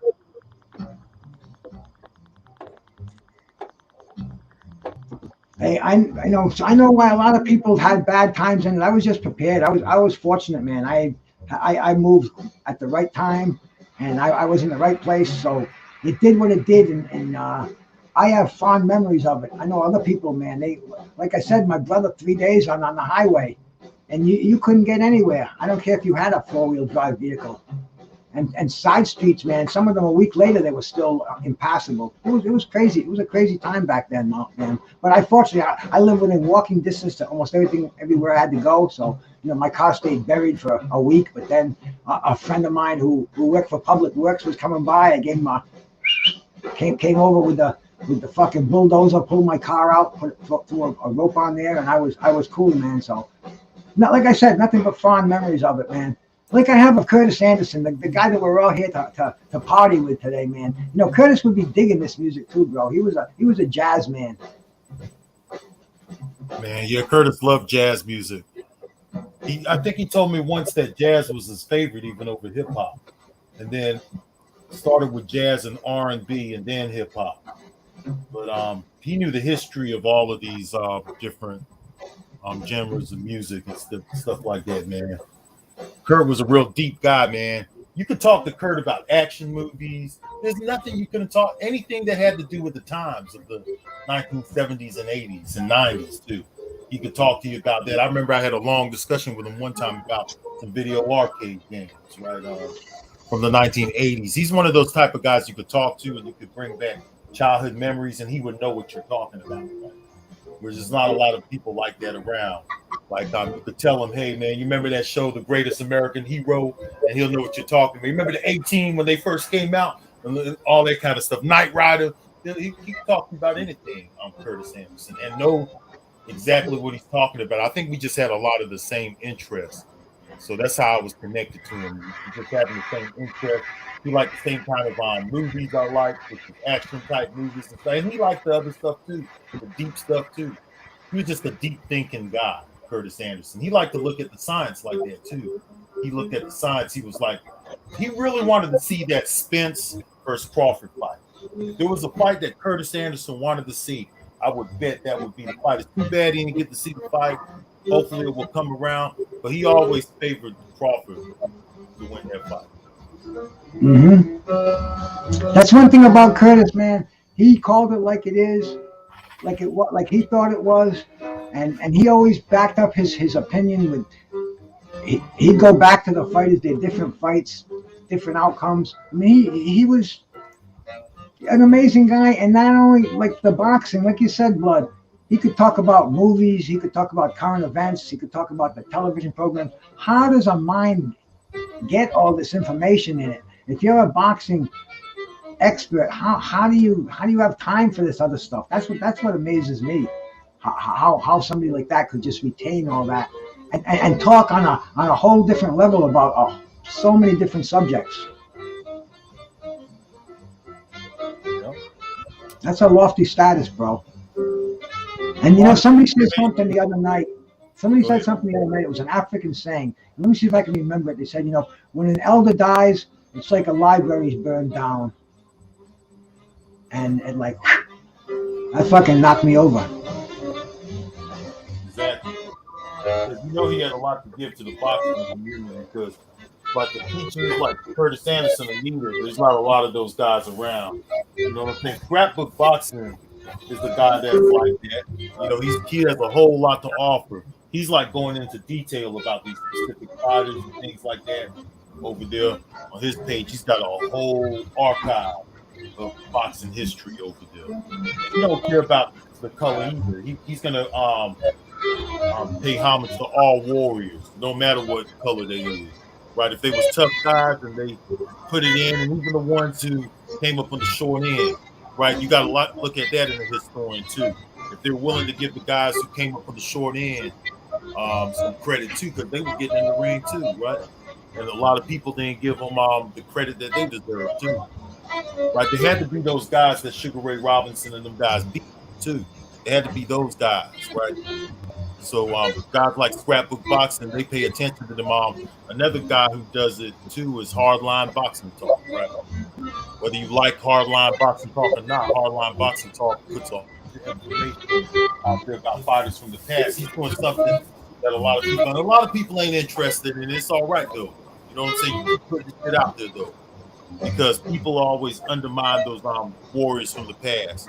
Right, and they want to make up their new records and all that kind of stuff and act like those guys didn't pay away. So I respect anybody who does any kind of historical work towards boxing, and Curtis Anderson did it the best. Him and Scrapbook Boxing, Hardline, anyone who puts it in like that, right? Who dedicates their time to the sport and putting in the research. Hardline Boxing Talk puts together these little things on greatest fighters and things like, you know how long it takes to put a list together like that? And it could be a little discouraging for a guy like me because I also have a different page to where I could put in tons of research, put out a video, get 2,000 views. I could say something off the top of my dome, just ranting off, put it on some and be on some bullshit, and the shit would get thousands of views and comments and stuff like that. And you know, it's just crazy how this environment is not really made for historians. So he when people think he should have had his own page, you know, maybe he just didn't really feel the need to do that because he had Scrapbook Boxing.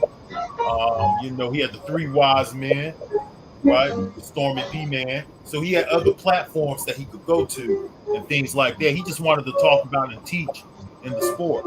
And in the historical sector where it's a small group of guys, you know, it's only going to be certain people who's going to come over, the people who's seeking the knowledge. But you have to put the knowledge out there for them.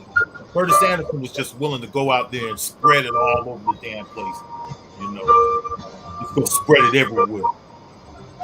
And that's the great thing about him. And he had no ego with it either. He didn't have no ego. He always came back down to earth and said, hey, I'm learning from the younger guys. That's one thing that I learned from him. When he would always bring that in, he'd say, like, look, I'm learning from the younger guys too. Because he wasn't really a guy who really liked a whole lot. You could just tell.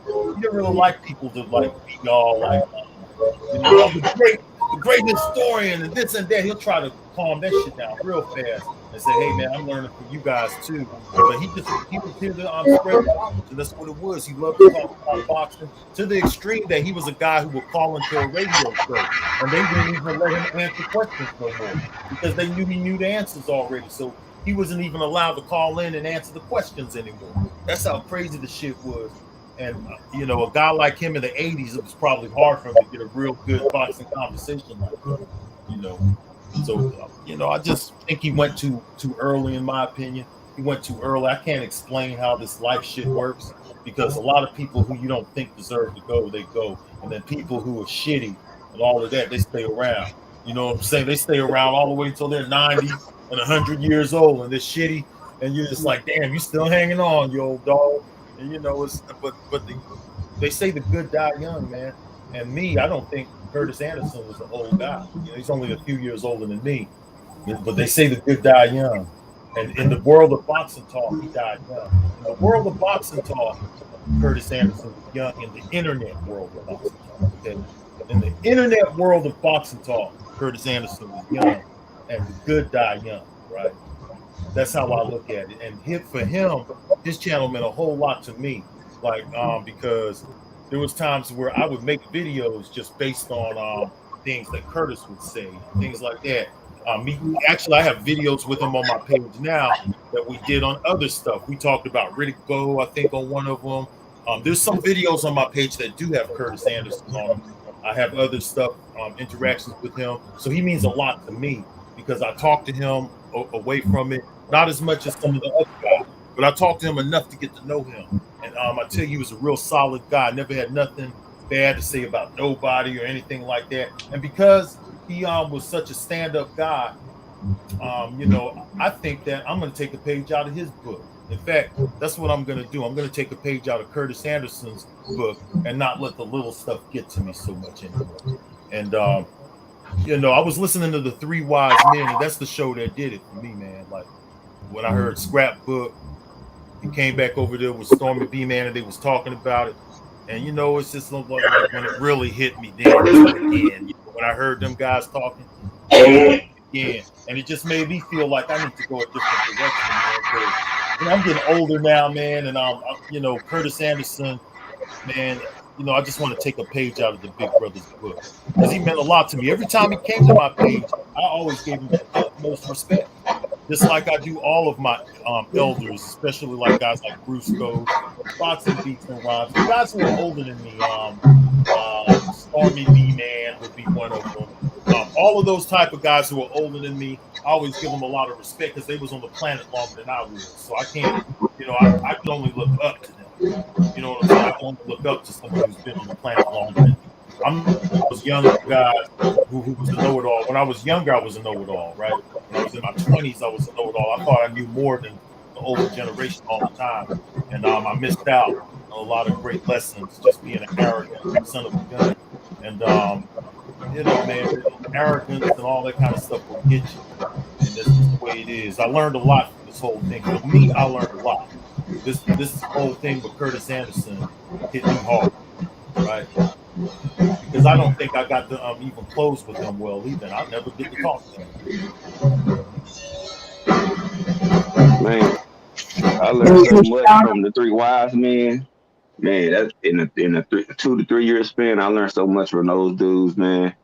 I got the pleasure of being on lives and, you know what I'm saying, actually talking. And me and Kurt had actually built up a nice rapport. He had a lot of respect for a young boxing mind, and that went a long way with me, you know what I'm saying, at least to, you know, continue to trying to push and, you know, start my own channel, just getting the game from the Three Wise Men, or when I tap in the Blue Blood, he always on, and I was able to have on multiple occasions be up there on the panel with the both of those guys and, you know, actually cook for a little bit, you know, and I take that as especially now, like, it was an honor because you never know when somebody's time is up, you know what I'm saying? And for the OGs like Bruce and, you know, you other guys, Jed and other people to respect a younger person's mindset on how they view boxing and certain historical fighters and events that happen, you know, that means a lot, you know, because not too many, you know, OGs and things of that nature, they respect the younger person's mind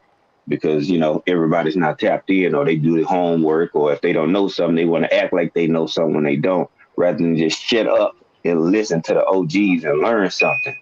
So, I'm appreciative of all that. Rest in peace to Kurt Sugar, man. That was a historian, a good dude, you know. And yeah, Kurt would turn up. Kurt's a calm dude, but Kurt would get fired up, depending on whatever the You heard topic him, might have man. been, You heard him. or whatever. Like, I had this pleasure of multiple times. So it's not like, oh, I was just on the panel with him one time. No, at least 5 times. And it was always a great honor or whatever like that. So anytime he'll see me, he'll even tap into my own personal page, and that's love before, his health start to attack his body more or whatever. So, I was looking forward. I know he was supposedly making a comeback, because I talked to Stormy B Man behind the scene. I asked how he's doing, and, he'll just give me some info enough of what he could.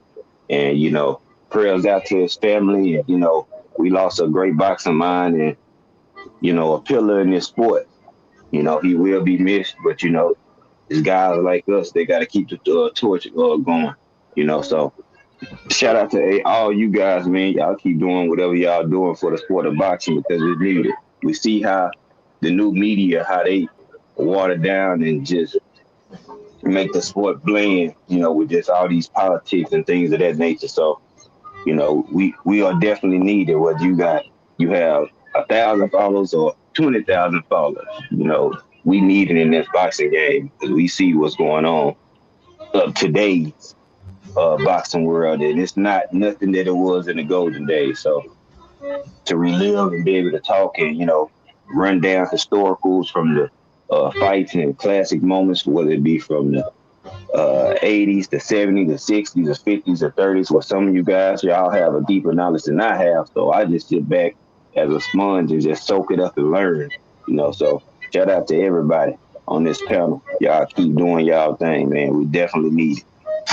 No doubt, no doubt. Sweet. And we were blessed by somebody else on here, my brother Monty Brown TV, man. Thank you so much, Monty Brown. Welcome, man. Share some Man, Kurt Sugar memories with us, my brother. first of all, I want to say what's going down to Bruce Gold, my brother Blood Boxing, Mark G5 Gabe, and my guy over at Electro.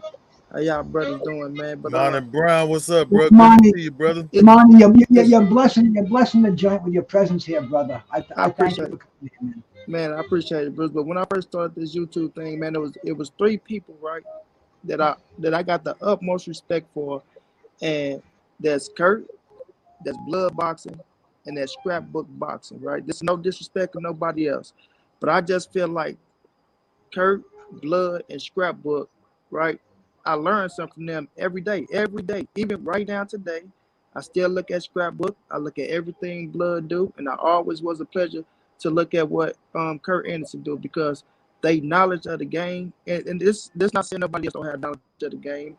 I respect all the old heads on her, but that's just my 3 personal favorites, right?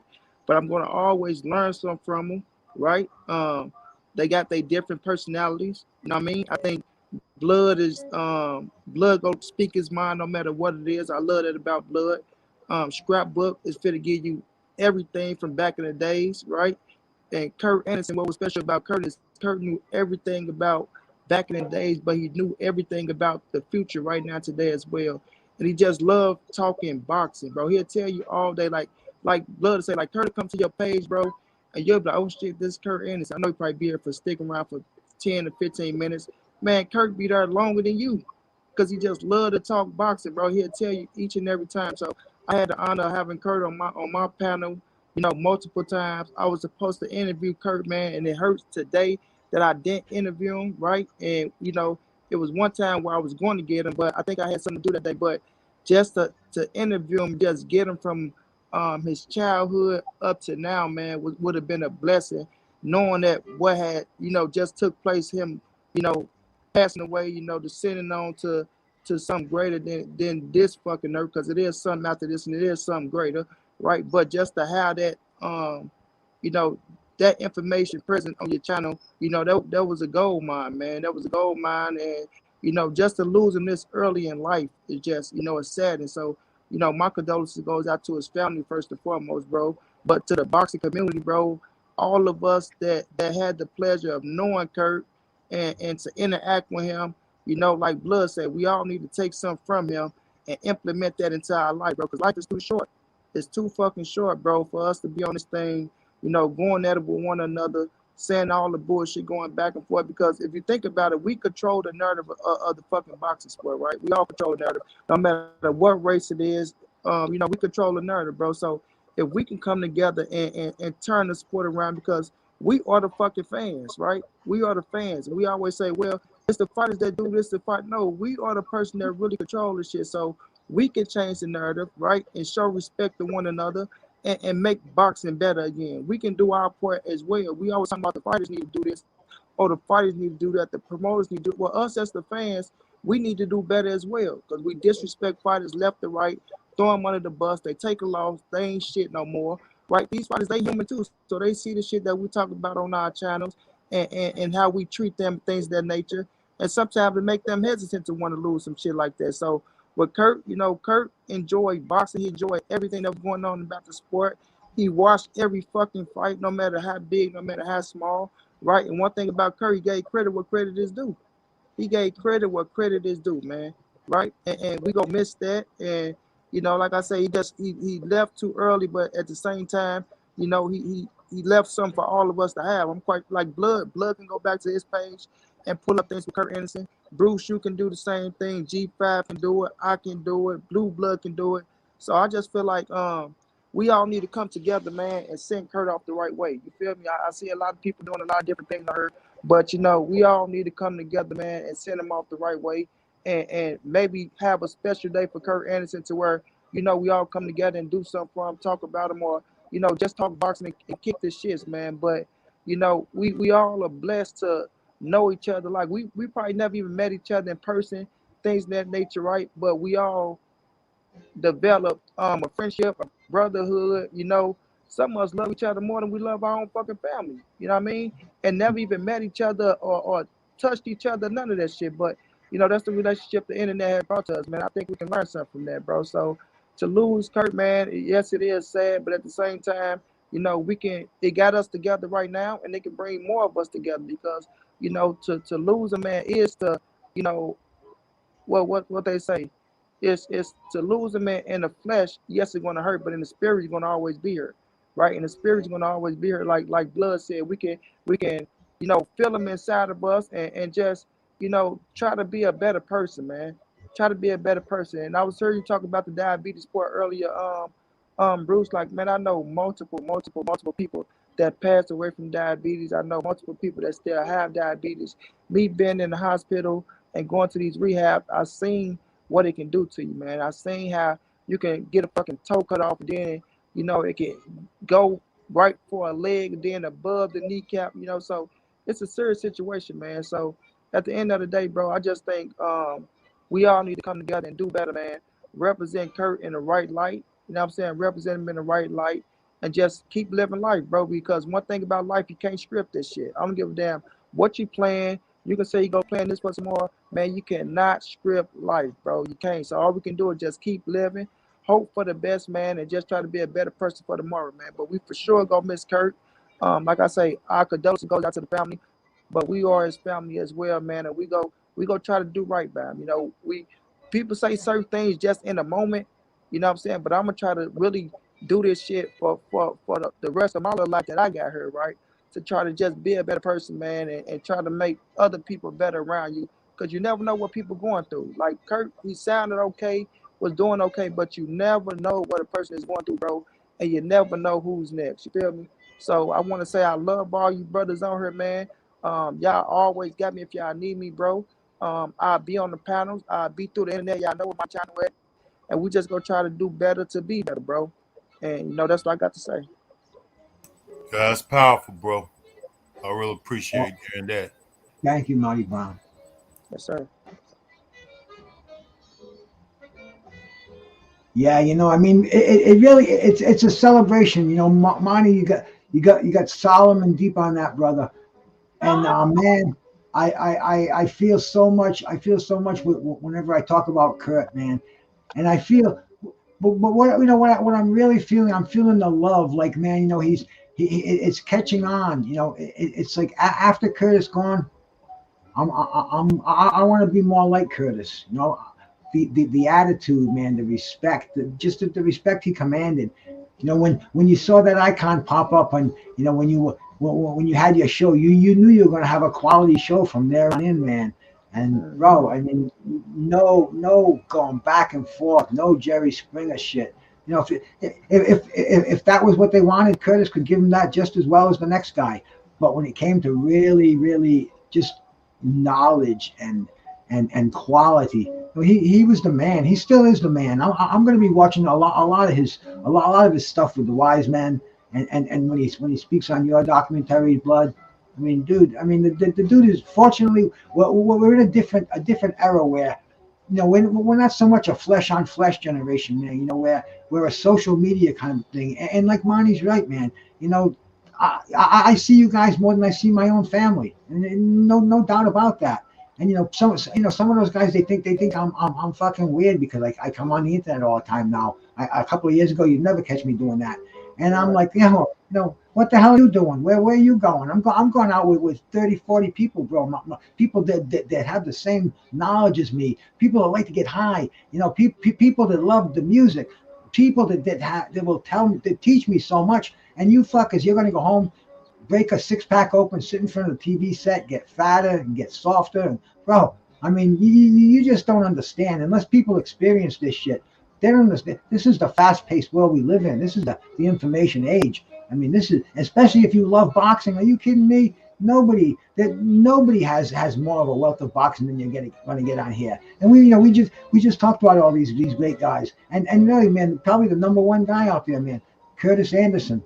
We're here to just to share the memories we had of him, and make sure people who do know Curtis, man, check out Blood Boxing's shows, check out Blue Bloods, check out Stormy B Man's. Scrapbook talks about him all the time. I'm sure he's on a lot of Scrapbook videos. There's so much shit out there, and bro, I mean, keep this guy alive and there's unreleased too. There's unreleased. He's got unreleased material coming soon. Documentary for man. I got him. I remember Kurt Bruce. I remember Kurt. Like, Kurt knowledge of the game, man, is so fucking extensive. It's like you wonder, like, God damn, Kurt. Like, Kurt know what the fighters ate before the damn weigh in, after the weigh in. I remember Vinny Paz was on Blue Blood show, and he was talking to Vinny, and Kurt brought up so much shit. Even Vinny was like, "Oh my God, man!" He's like, "Oh shit, I forgot about that." And God damn, I'm like, man, when you can make a fighter say, "God damn," you remember that, or you bring a memory back for a fightor himself. It's like, yeah, man, that's some serious shit. That's some serious shit right there, now. That's facts, money. I had the pleasure of doing that with Vinny, because we're both from Rhode Island, and I had the pleasure of doing that with Tim Witherspoon. He was amazed at the shit I knew about his career, because man, that's what we did back in the early '80s. Heavyweight boxing on HBO, bro. That wasn't like having to go to the library for 6 hours and having to do your homework. That was a pleasure, and you watched it and you dug it. And then when I can get a chance to talk about it with Tim Witherspoon, you know who's in my head? Curtis Anderson. And if I could dig my emails up, I'll even send you the email that I sent him. How what I'm doing now is inspired by him, and it really is, man. This is I told him this when he was alive, and he sent me back a one word, man. I can't remember exactly what it was, but and this was only recently when he was real sick. He reached out. I think it might have been like a Christmas greeting or a New Year's greeting, something like that, man. But bro, I mean, his what he did on here, it's branching out, and like Blood said, man, if we can be a little more like Curtis, man, we're gonna be better for it. We're gonna make people around us better for it. That's the truth. That's the truth, man. Like, when they came on my page, man, I seen that rest in peace Kurt Sugar, right? I'm like, what the fuck? I'm like, bro, because at first I thought it was a troll bullshitting around, right? So I'm like, what the fuck is that? Like, dude, I'm like, why the fuck is you putting rest in peace Kurt Sugar in my chat, bro? Like, then, I held back a little bit, and I went to Blue Blood, went over there and looked and shit. I didn't see Blue saying that he was talking, but then, I seen the breakdown from Blue, and that shit just it hit hard, man. It's like, God damn, it hit hard, bro. Like Kurt, but I remember Blue was saying something about it was a little ways back to where he was checking on him, he wasn't doing too well or something like that. And I think he had disappeared for a few days, and I was praying for him then, like, man, I hope Kurt okay, but you'll never think this, you know what I'm saying? You'll never think this, bro. So man, it's just God damn, Kurt, I but saw it in the comment too, man, Monty. I saw it in the comment, and I was just like, this can't be true. This can't fucking be true. And the first place I went over was the Blue Bloods, and I watched the show, and man, he had got the news right on the show, bro. Like that's like just like he got the news on the show live. TV on the spot. It was on the spot too. He was in the middle of his cook, and he muted his live stream. He got a text and immediately got up. I was like, this is not good. You know what I'm saying? So Money, I want to say something to you. The reason I respect you, man, because even with your life altering event, man, you go harder than people that don't even have a life altering event that's attached to their life. You know what I'm saying? So salute to you, bro, for always cooking and what I'm saying, didn't let stuff stop you or nothing like that. You still go to school, still do anything that you really wanted to do. You know what I'm saying? That what made me really start rocking with you, because a lot of people, they don't have anything going on of that nature or had to experience some of the stuff you had went through. You know what I'm saying? And you still pushing out and still cooking. So, you always gonna have my respect and my support, my dude. You know what I'm saying? I appreciate that, my brother. One thing I know about life, bro, is death is real and it's coming for us all, right, man? I done seen so much death, it's ridiculous, bro. I'm talking about from babies to, man, I done seen so much death to where I know that you can sit around and moan and mope and feel sorry for yourself all you want to. Guess what? Time gonna still be flying and your ass still gonna be getting old, and at the end of the day, you're going. So you can sit around and just let your life waste, or you no matter what situation you in, or you can get your ass up and do something with yourself. You feel me? Even just try to do something with yourself. You feel me? Because at the end of the day, once you're grown, bro. You know what I mean? You're grown, and everybody that's grown got responsibilities. They living and all that shit. So you just gotta do something. Try to make some of yourself. Make the best situation out of the worst situation. You feel me? So at the end of the day, you can't sit around and feel sorry for yourself, bro. It's a big ass world out here. Life is life, and man, if it's people that's worse than me, bro. My motto is it can always be worse, and that shit is true. It can always be worse. Money, I gained a new respect for you one night on your show. I think it might have been a New Year's show, and everybody was shouting you out, saluting you, and you were shouting everybody out. And then some fucking troll came in there and said, "Shout out to the guy that put you in the wheelchair." And bro, and man, you were so cool. You took the photo out of your phone. You showed the picture of the dude. And man, you said shout out to him too, because if he didn't do this, I don't know what I'd be doing. I'd probably be dead. Exactly. And man, bro, I can't even hold it together the way you were so cool, bro. And man, I had a new respect for you after that, man. And Monty Brown got one of the biggest hearts on here, bro. Let me tell you right now. He got one of the biggest hearts. He's his own man. He always has been. It's just in his personality. You can see it. You know that he's been through a lot and all of that. We all know that Monty Brown been through a lot. But he's on here. He's sharing his knowledge. He's an OG. He looks younger than what he is. He told me his age one time. He's an older guy. He's seen a lot of shit. I have so much respect for Monty Brown. I've seen Monty Brown. Now, Monty Brown does have the power to manipulate and all kinds of shit, too. I'm going to tell him that. He does. But I've seen him go into a conversation and, manipulate all the variables in a conversation and things like that. There's just certain things about him. He did help my channel out, too.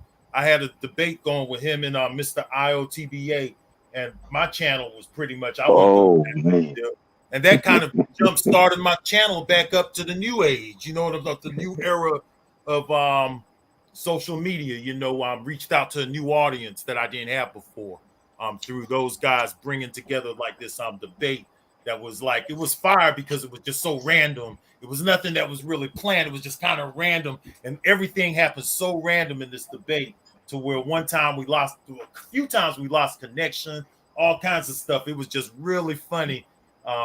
It was just like the greatest moment of my YouTube life. There's two times I really remember. I remember that debate with Monty Brown, an RTBA, and then being on that show with the Three Wise Men.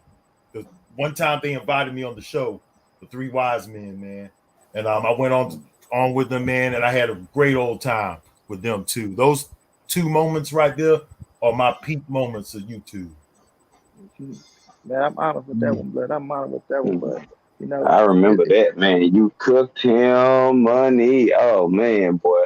So you know when it's getting bad, when they gotta start hitting you with a question. I'm like, yeah, you can't even answer my man question. Like, answer the question. Yeah, that was good. Salute to my sister Tay Brown out there. Thanks for coming in, Queen. Appreciate it, man. Thank you.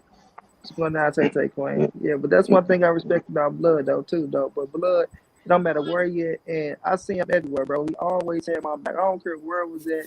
They try Blood like, nah, respect the money, bro. I mean, I see everything, Blood. I seen how you had money. I'm like, man. Oh yeah, brother, I always bro, got your back. Hey, they be trying to go in on you. I be like, hell nah, y'all ain't finna say that shit about Monty Brown to me. I know that right now. Back, bro. It don't matter who trying to, well, they can say some shit. I'm like, that's my brother, man. But yeah, but that's why I just love the situation here, man. Like Blood, Kurt, you, Bruce, my brother G5, you know you solid, bro. You know, I seen something with you, brother, where I said, like you said, I ain't no goddamn sheep. I don't just follow nerds. You feel me? I'm gonna talk my shit. I'm gonna hold it down. I respect that about you, right? I don't know too much about Mark and Electro, but you know, they sound like solid brothers too. But I just respect real man that just stand up on their own and do their own shit, right? That's why I respect Blood to the fullest, because Blood go eat your fucking heart. If you come over there with some bullshit, Blood go eat your heart and sit your corpse up there and finish his dinner while your ass sitting up there. So it's like, man, just you know individuals that's real individuals, bro. And I can just respect that, bro. But you know, we gonna keep it on Kurt because we love you, Kurt. You know, but you know, Kurt gonna still tell us to cook anyway. So you know, what I mean, it's just you know what, Kurt. Bro. You know what, Monty Kurt would. You've heard Kurt tell the truth. You've heard Kurt go in hard on some people now. Yes, sir. All right, Kurt. Yes, Kurt sir. will go in. He'll roast some people now. He'll Yeah, roast some you know, people. It's never nothing personal with him though, right? Yeah, and that's the side that I'm gonna learn from him. Like if some random troll come across me talking shit, I'm still gonna roast them like Kurt would have roasted him. But I'll tell you what, a lot of the small stuff that Kurt told me about, I ain't gonna let it bother me no more, man. Right?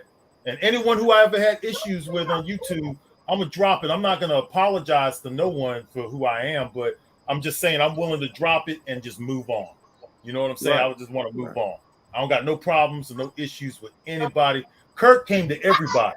You know what I'm saying? He spread his knowledge everywhere. And I want to be able to go everywhere and spread my knowledge and talk to people. And I don't want to take no personal shots at nobody. And I've done it in the past, but I'm learning, man. I'm learning that this whole thing with Kurt, I'm a little bit pissed off because I feel like I don't know if he left like with any ill feelings towards me because I didn't talk to him months. I'm talking months before he passed. I didn't talk to him. So right. You know, that's my fault, man. You know. Look. Let me say this, right? I don't think he did because if you really think about it, after that, I think he only went on to like Stormy B Man's channel like twice after that, and then he was down with the kidneys and everything, and he wasn't on the platform for months. I know. Yeah. I know. But this is the thing. And I thought about it too. I just didn't expect to get that news. That's like Martin Brown said. You know, we didn't expect to get the news, man. None of us. It just came. It was like, what? You got to be joking, like, because I thought it was a troll type thing too at first. But then I thought about, he's not healthy. But is this true? And like since then, man, every time I log on to YouTube, ever since this happened, I don't feel the same anymore. I just don't, man. I've never had anything impact me like this before on the YouTube. And there's been other people who's lost their lives over the years because I've been on YouTube for so long. I've seen a few people pass and it's been announced on YouTube. But this one right here is the hardest one that I've ever had to take because I talked to Kurt more and I had a bigger connection to Kurt. It is what it is. I had a real connection to Kurt through hip hop and all kinds of stuff, and it just really hurts real bad. So every time I log on now, I can't stop thinking about Curtis Anderson. And for some reason, I feel like he's like looking down on this conversation. I don't know why, because Bruce, you got that picture of him, and I keep thinking it's Kurt right there. It's just like I feel his spirit, his energy You know, around, I man. can. And for me, every time I saw Kurt, y'all know I never Mhm. disrespected Kurt before. I always gave Never. Kurt the utmost respect. Kurt was my big brother. I made no secret of that. And you know, I'm so sad to see him go. But like you Man. said, we're gonna try our best to celebrate it and make it into a positive, like you guys said. But it's really hard to not think about Curtis Anderson and think, man, I just wish he was around, and I didn't know he was gonna go. And now, you know, it's something that's really hard. It's a hard pill to swallow, man. It really is. That's And true, you know man. what? He meant more to me too than I think he knew. But I told him, I said, hey man, you're my big brother, man. You know, but I don't think he really understood just how much that shit meant to me for him to show up and even to come to my live streams and stuff and hang out with me for hours. Curtis Anderson, a boxing mastermind, an older brother who probably got other things that he could be doing, come and talk about boxing. With blood for hours out, man. And it's just is really I can't stop thinking about even off of the internet. Like when I get off of the internet, I still thinking about Curtis ever since he passed away. I had an uncle pass away a few weeks ago, and I just found out like 3 days ago that one of my other aunts has cancer. And man, but Curtis, man, I've been sitting up here, man, just it's like so much bad news, and really Curtis been on my mind because boxing just means so much to me, and Curtis is a big part of that connection to boxing and my past and all of that stuff, and that's why it hurts me so much because it's a feeling from the connection to the 80s and 70s too, and 90s, right? It's a connection to the past too, through the music, through the conversations, through his love for the sport. And I had my connection. Everyone had their own connection with Curtis, right? And my connection with him was through the times, like through the 80s, 90s, through the music, through the culture, and all of that kind of stuff. He could relate to me, I could relate to him, and I really appreciated him a great deal. And I just can't tell you how big of a loss this is for me. And it's just going to take me a little bit of while to get over it.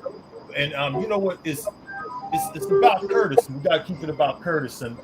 But there's a side of me that just says, man, I just wish I had got to work with him more. And I don't want it to be a selfish thing, right?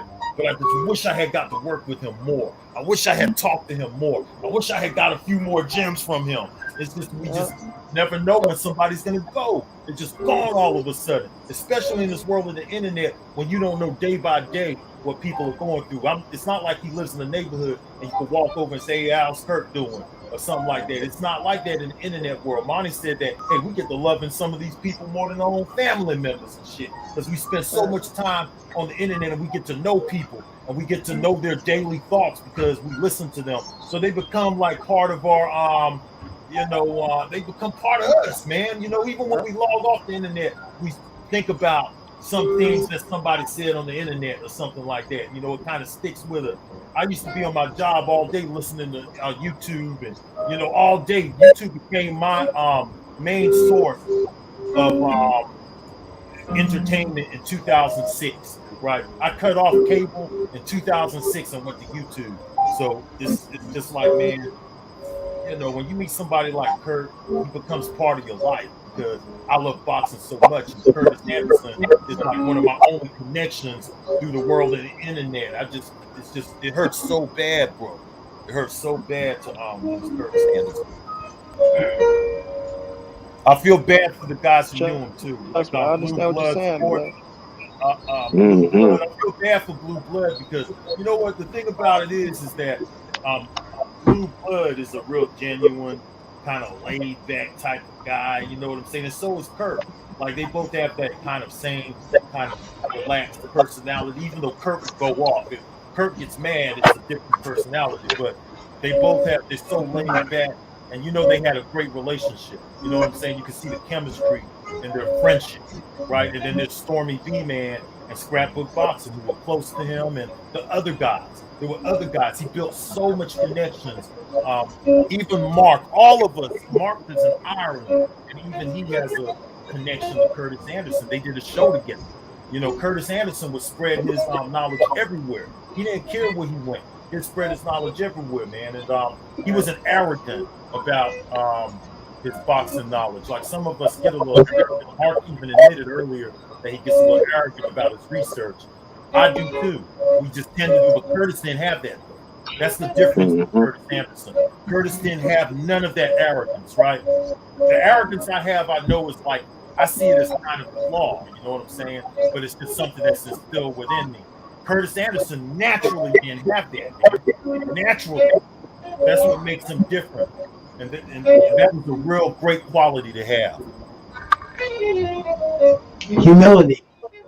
He was a very, very humble man. I mean, that's the best way I could describe him. Man, Fact, bro. I That's went what I'm back and saying. read Blood. some of my comments he sent me.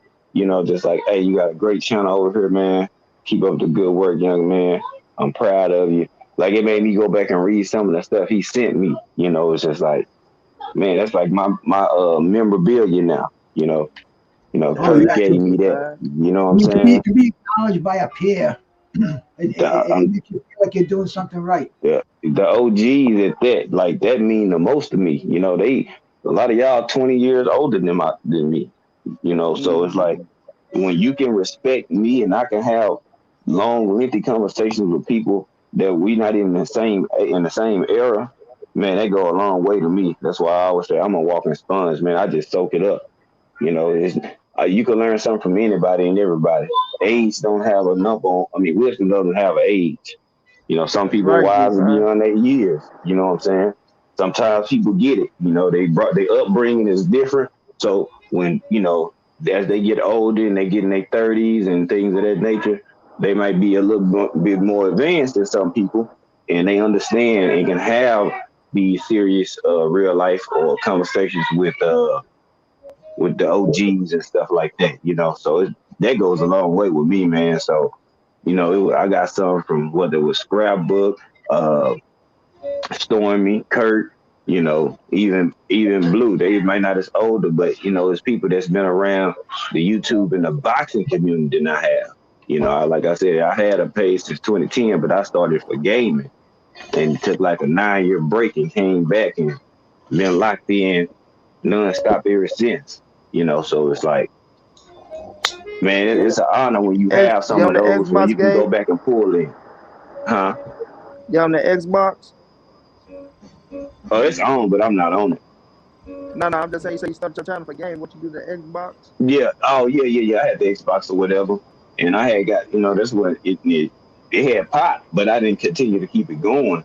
So then once I Okay. tapped into the boxing, it was like, oh, I got a reason to use this platform again. I was just doing like guest and work and stuff like that on people panels and stuff like that, and to the point where I was like, all right, I'm ready to start my own channel up. I see a lot out here that people talking, and it's not always factual. So let me impart myself into the boxing game and try to shine some light.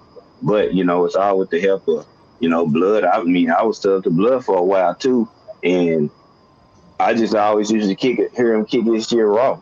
People like, oh, he mean. No, he just a person that's a not no bullshit, zero tolerance dude for like nonsense and just ignorance. What I'm saying? It's a difference.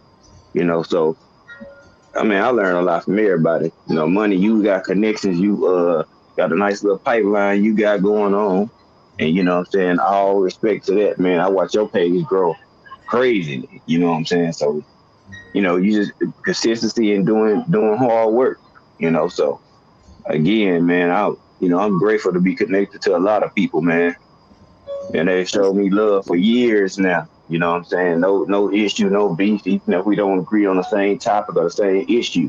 You know what I'm saying? There has been no ill will or no bad blood. And everybody don't keep that same energy. Some people, they can be cool with you, but they really be jealous of your success.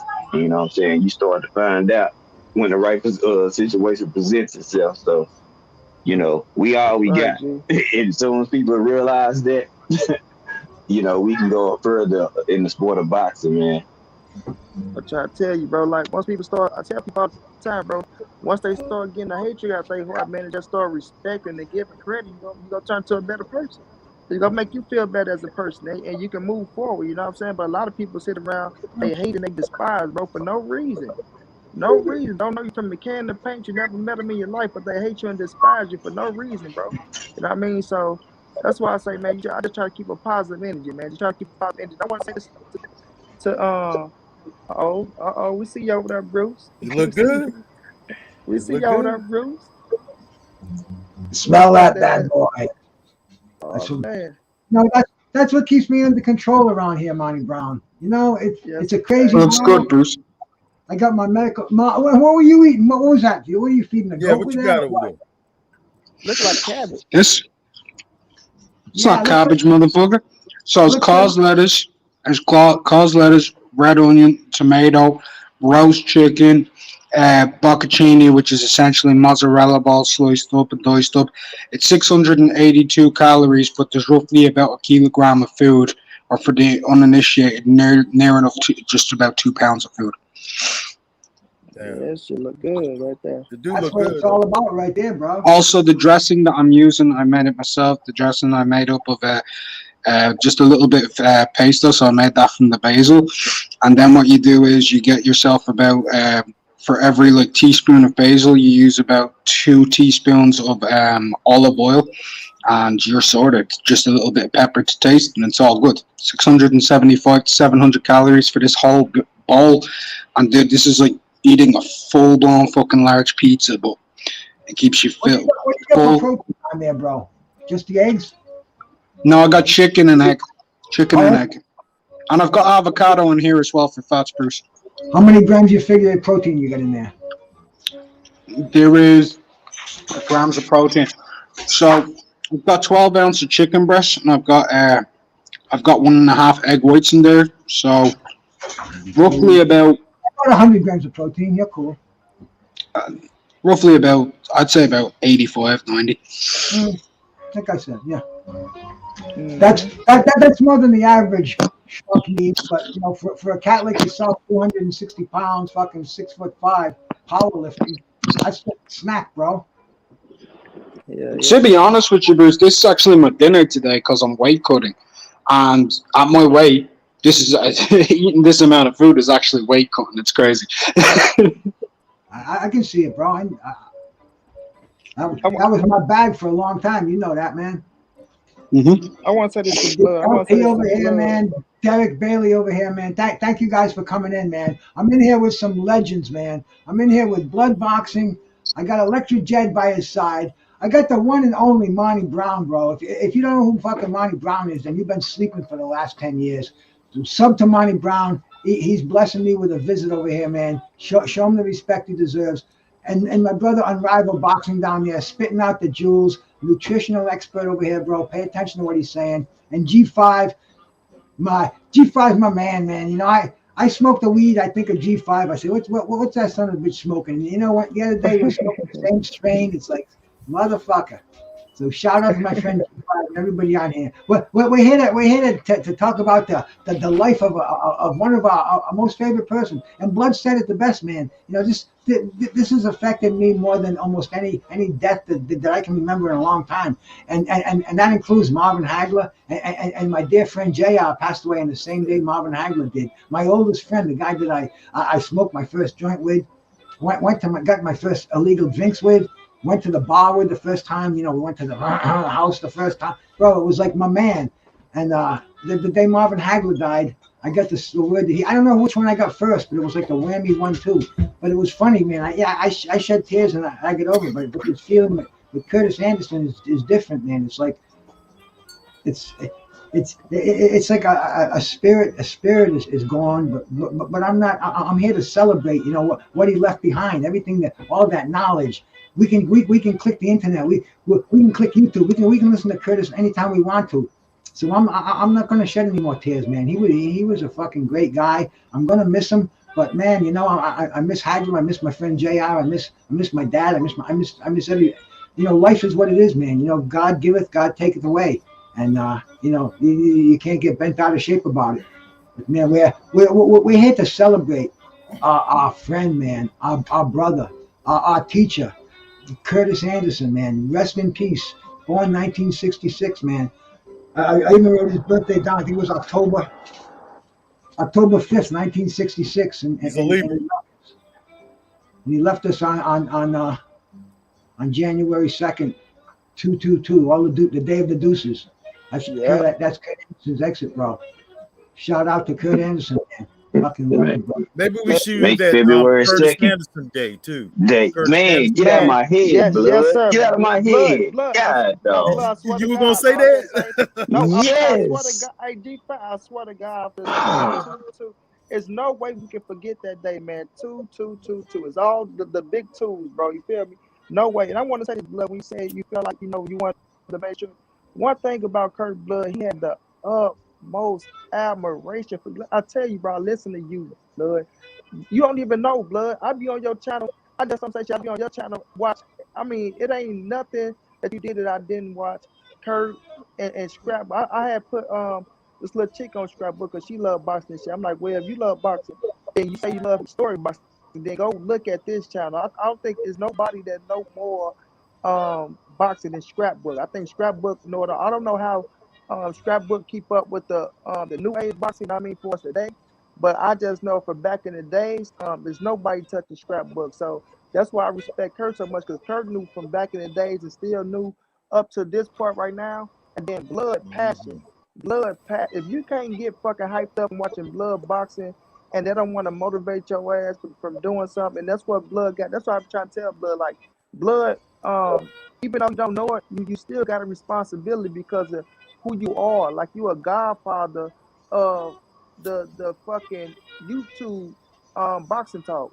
You're the godfather of it. So, you know, it's a lot of people that look up to you, blood, to where, you know, you got a responsibility to hold that integrity, bro. You know what I'm saying? Like it's integrity that come from you. So when you switch and you click, and then it make other motherfuckers do this and do that, but you over these. I don't give a damn who got channels out here, or I don't give a fuck how many subscribers or what they think of none of that shit.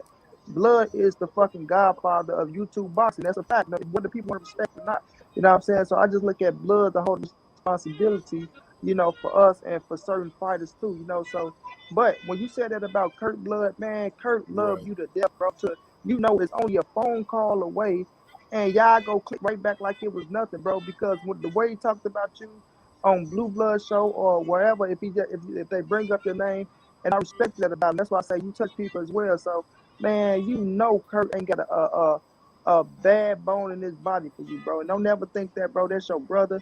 He loved you just as much as you love him, bro. He loved you just as much as you loved him, bro. And that's what you carry with you, man. Them times on your channel that you came on there, he cherished that shit. He cherished it, bro. So, you know, never say, oh, did he have something against you? Because you know that's false, bro. That man loved you like you love him, blood. Yeah, And I man. I want to say this too appreciate hearing that, about man. Because yes, I sir. was a Bruce little was concerned about it, but you know, I appreciate yeah, hearing that, bro. yeah. Man, Kurt meant so much to us brothers, man. And you're right, I do have a responsibility, man. And you know, man, I think that I need to take a page out of Curtis Anderson's book because I think, yeah, I do have the tendency to fire off and do all that kind of stuff, but sometimes I push it a little too far. And I think that there's been some times where, out of just being hateful and spiteful and shit, I would say Uh-huh. shit that I didn't really mean though, man. Because I can't Right, even listen to my own voice. If I can't listen to my own voice, then that means I'm not enjoying the right. The show. You know what I'm content. saying? If I Yeah, can't listen to my own voice, the only time I yeah, can listen to my own voice is when I do a documentary, you know what I'm saying, or talking about or a conversation like this, I can listen yeah. to again. But I can't listen to all that other stuff. So I know it's gotta be hard for other people. So and Kurt tried to tell me, and there was times where Kurt was mad at me though. I'm gonna tell you right Yeah. now, over the time I knew him, there was times where he would get mad at me about something I said and wouldn't talk to me for a little while, right? And Right. and I'll talk to him again, and I'll say, "Man, I thought you was mad at me," and he'll say, "Oh, blood, man," And he always told me that I sweated the small things too much. He said the small things, Uh-huh. the stuff that you argue about, you shouldn't be arguing about some of this stuff, and that's what he would tell me. So I'm gonna take that from him in his passing. It's unfortunate, man, but that's what I'm gonna take from him. Yes, sir. And when Bruce made that statement, said, "What a ride, brother, man." That touched me. When Bruce gave his, he made a video about Kurt, and at the end when he said, "What a ride, bro." Like I don't know about it's something about y'all old guy, cause I grew up, bro. Rest in peace to my father. I grew up around older men, like y'all. Like always, my daddy had a friend named Cripple Greg. Like I grew up around all the old heads, stayed around the old heads. Like even now, I don't hang around people my age. That's crazy to say, but growing up, I always been with older people, bro. Always been with older people, cause you know I just respect that. It's just about that. It's the manly man of it. You know what I'm saying? It's the manly man part, bro. You feel me? And that's why certain people can't relate to blood because they grew up in a. I ain't gonna say the era is soft, right? But somewhere around like people lose that toughness of being a man, bro, and standing on what you are. That's because blood, like that's blood. You a good fucking individual, bro. I know this. I know your heart is good. I see you. You bless a lot of people's shows, blood, with your presence. You bless a lot of people's shows with your presence, bro. You know what I'm saying? But people take the way people deliver the message, and sometimes because it ain't in a soft way, you know what I'm saying? They miss the message or they can't just take it. You feel me? Like I gotta tell people that sometimes. Oh man, why you so mad? Bro? I'm not mad, bro. Sometimes it's just the way we talk and it's the passion. It don't mean we mad at you or hateful, but this just how we, you know what I'm saying? This how we grow up. So, you know, don't take it as we coming off like that. But, you know, man, you're a good ass dude, blood. And Bruce Goes, my brother G5, you know what I'm saying? So it's just like sometimes people just be too sensitive themselves, bro, but they can't take shit. You know what I'm saying? But like you say, blood, what Kirk did, Mm-hmm. Kurt was always just even killed, or even like you say, when you get mad. But what you said, blood, he will call you about those problems. He'll call you about. No, I just think it was that stench that he was going through a situation, bro. Because being a diabetic, man, that shit it it's a mood thing to where it fucks your body, bro. Like you know what I'm saying? To where it's gonna have you out of the loop, and it's not a fun thing to have, bro. It's not a fun, especially if you're not taking care of it or treating it right. That shit is not a fun thing to have, bro. It just irritates so much shit. Like I say, I'm around people with diabetes every day, all day, seeing the worst of the worst, man. And it's just not a fun thing to have to where it's going to keep you out of the loop. So I just know Kurt being a good ass dude. And for him to be dealing with that situation, bro, and to bless us with all he blessed us with, it just shows you how strong of an individual he was, man. You know what I mean? And, you know, we gonna miss his presence, but like Blue say, I mean, sorry, like Blood say, we just gotta take something from him, man, and implement it into our life. And don't just say it in a moment. Don't just because it's in a moment you say it. You gotta really take it and really live by it. You know what I'm saying? Take it and really live by it, man. And it will make you a better person in the long run, bro. It will. Because I implement stuff in my life every day that I learn from people, bro. And I try to every day implement it. That's why, you know, I'm like you, Blood. I didn't let like I ain't got no problems with nobody, man. Nobody. And I try not to talk about nobody channels on my page. Try to get that part out of it. Try to stay positive. Try to just keep it boxing. Don't bring no race shit into it or nothing. Like, even though we know racism gonna live forever, we ain't blind. We ain't stupid. But when it comes to this situation, man, we don't have to make everything about a certain situation. You know what I'm saying? Sometimes you gotta take the sport and let the sport be the fucking sport, bro. Let us enjoy the sport and let's not make it about this, that all the damn time because you miss greatness like that. You miss the greatness of people. You know what I'm saying? Somebody, but then when we go in the future, when we all old and shit, and our children and grandchildren looking at the sport, and they go do their own thing when they get something, oh man, that dude was great, bro. And we came up in that era and we missed all that greatness because we looking at the shit from another lens or a stupid situation. You know what I'm saying? So we got to learn to enjoy the greatness of life, sports, people. You know what I'm saying? We only get one fucking life to live, bro. And this shit ain't easy. We all living our life. We know this shit ain't easy. Look at us. We ain't being, we're not saying we not great, but what they doing, we not doing. We know the energy it takes to do that shit and to stay on top, bro. So them people are putting the hard work in. Just like living in itself is fucking hard itself, you know. So it's just like we just gotta start enjoying greatness, man, and respecting everything for what it is, bro. Respecting humans for what it is, respecting the sport for what it is, and just loving it, man. Just loving it. It's easy to hate. It's easy to be mad. It's easy to say fuck this and fuck that and give up on this and give up on that, bro. You hear me? But it's hard to respect and start enjoying this shit, bro. You know what I'm saying? So that's what I'm doing, bro. I'm just enjoying it and I'm giving respect where respect is due. You know what I'm saying? And with individuals, bro, I'm respecting individuals for who they are. I'm respecting individuals for who they are, bro. Because the same ones that say they love you and care for you, this, that, and third, be the first person to despise you or hate you and stab you in the back. And soon as something don't go their way, they turn on you. You know what I'm saying? So that's just what life is, bro. You just gotta learn to live and let live and enjoy, bro. Hey man, congratulations too on the success of your channel, bro. It grew big time. You know, I remember Thank you, seeing you big from the brother. very beginning, and you built that whole thing up by yourself, bro. I mean, Thank you you, you big took brother. your own path, and hey man, that's the result of your hard work, man. Your channel is doing very well, bro, and I like I it. appreciate Mm-hmm. that, big brother. I mean, big numbers over there, and people come in, man. They want to hear what you got to say. You know, you made a name Yeah, for yourself, bro. I Oh, got a whole lot I of respect appreciate for that, you, brother. bro. I really do. I got a lot of respect. I can't even tell you the kind of respect I got. same, And I, same here, brother, I bro. say it. Every time I go in and Monty Brown shouts me out, you know, tells people to come over here and sub, I feel special, man. It's like Monty's got a huge empire over there, man. You know, he's doing a million things at one time, but he greets everybody that comes in there. You know, he makes them feel at home. And how you been, man? How you been, man? It's like, dude, you know, Monty's the real deal, man. You know, I've been going there since I first came on YouTube, and man. Monty's made me laugh. He's made me cry. He's made me think real hard. You know, he's definitely an asset to this fucking community, man. I'm proud that I call him my brother, man.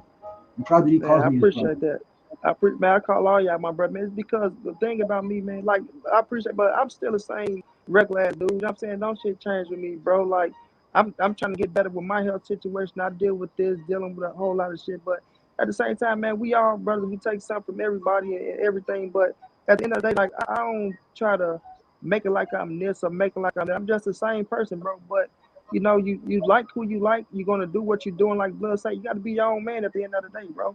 You have to be your own man with your own man. And I respect that. I respect it. So to people out there that's their own man, they got their own way of thinking. I try to tell people every day, bro, don't be a sheep, bro.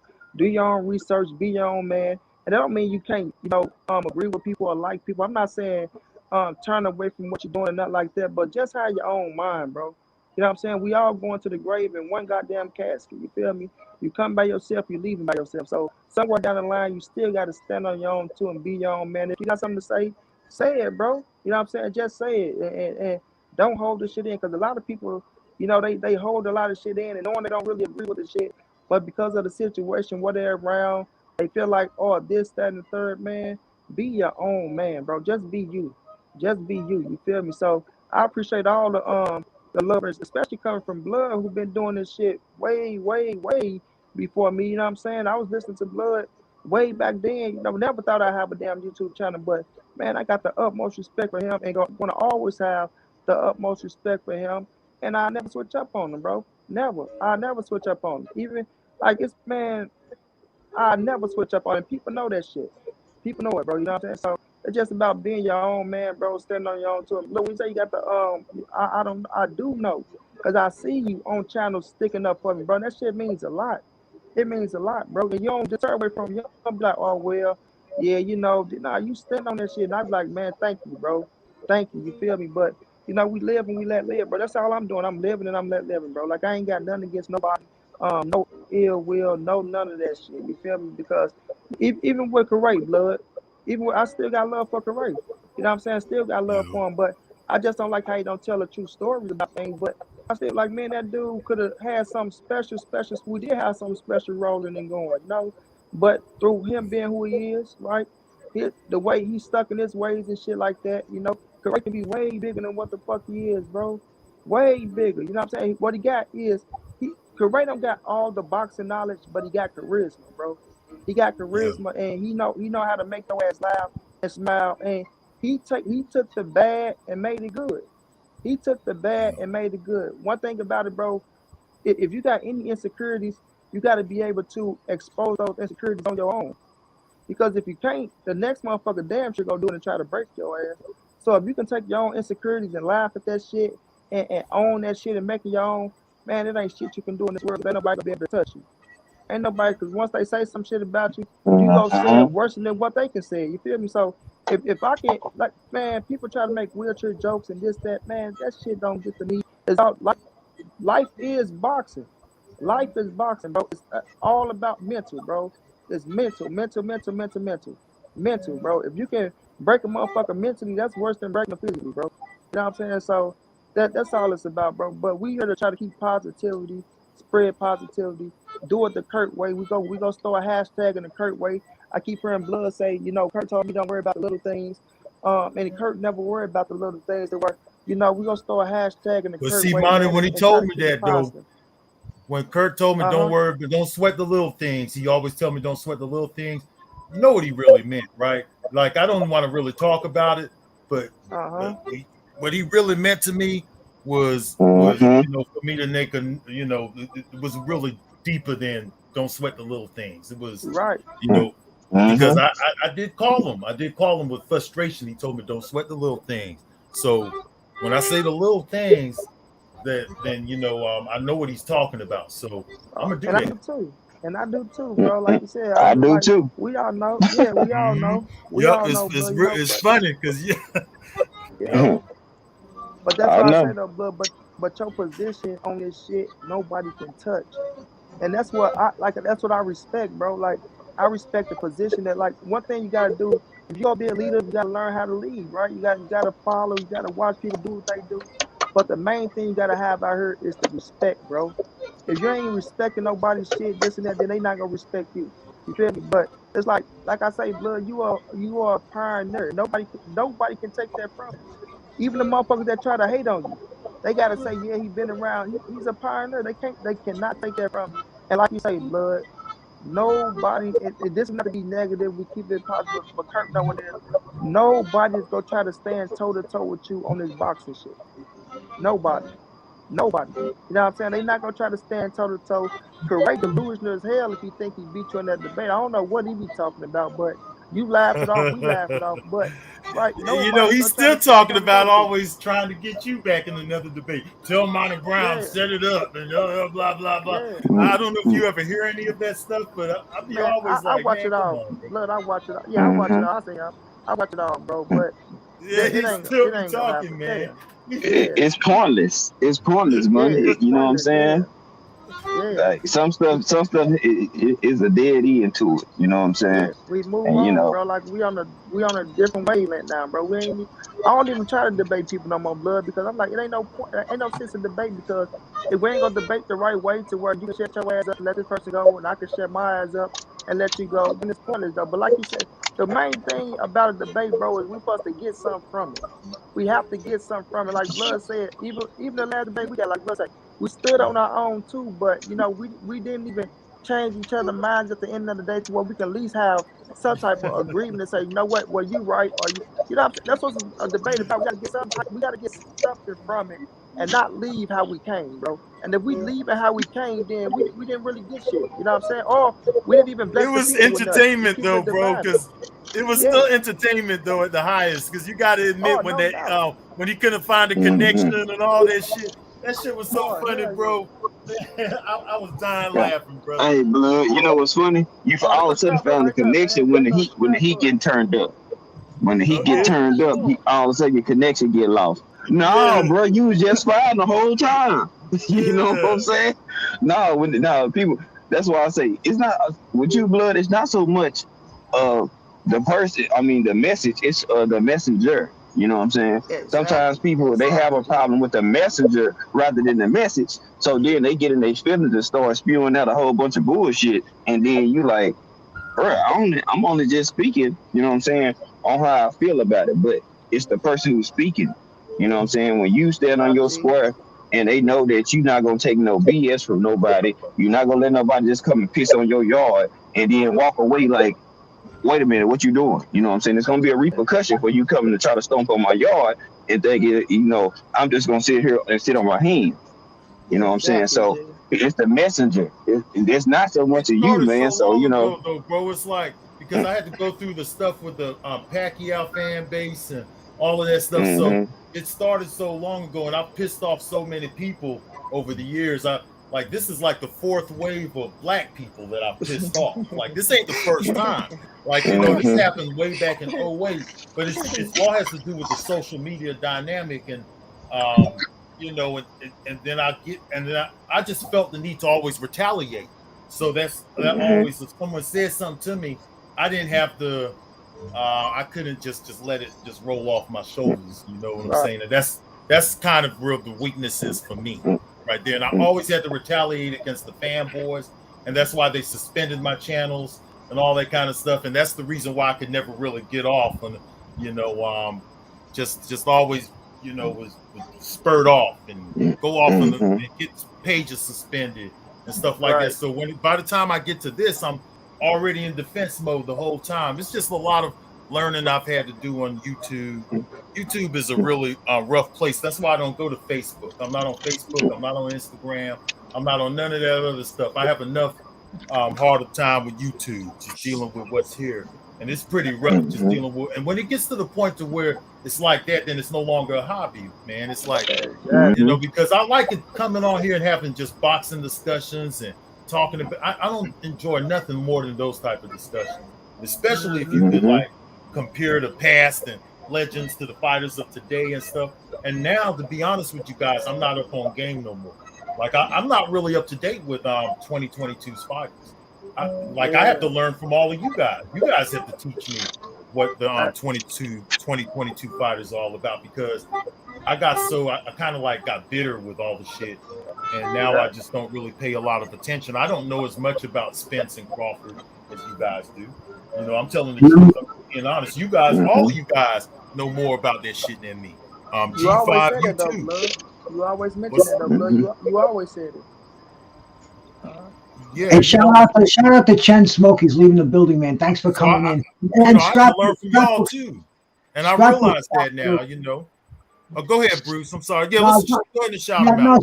Scrapbook Boxing stopped through. He said, thanks for showing my brother the love. Peace to the panel. My brother Bruce, G5, Blood Boxing, and Monty Brown. Just passing through, one love.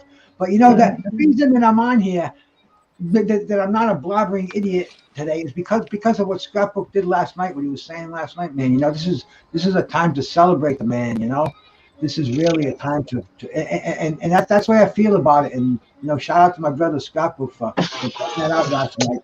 And I almost put on last night, but it was too late, and I scheduled this for the morning. And really, man, I didn't sleep well last night. You were talking about how this is all encompassing.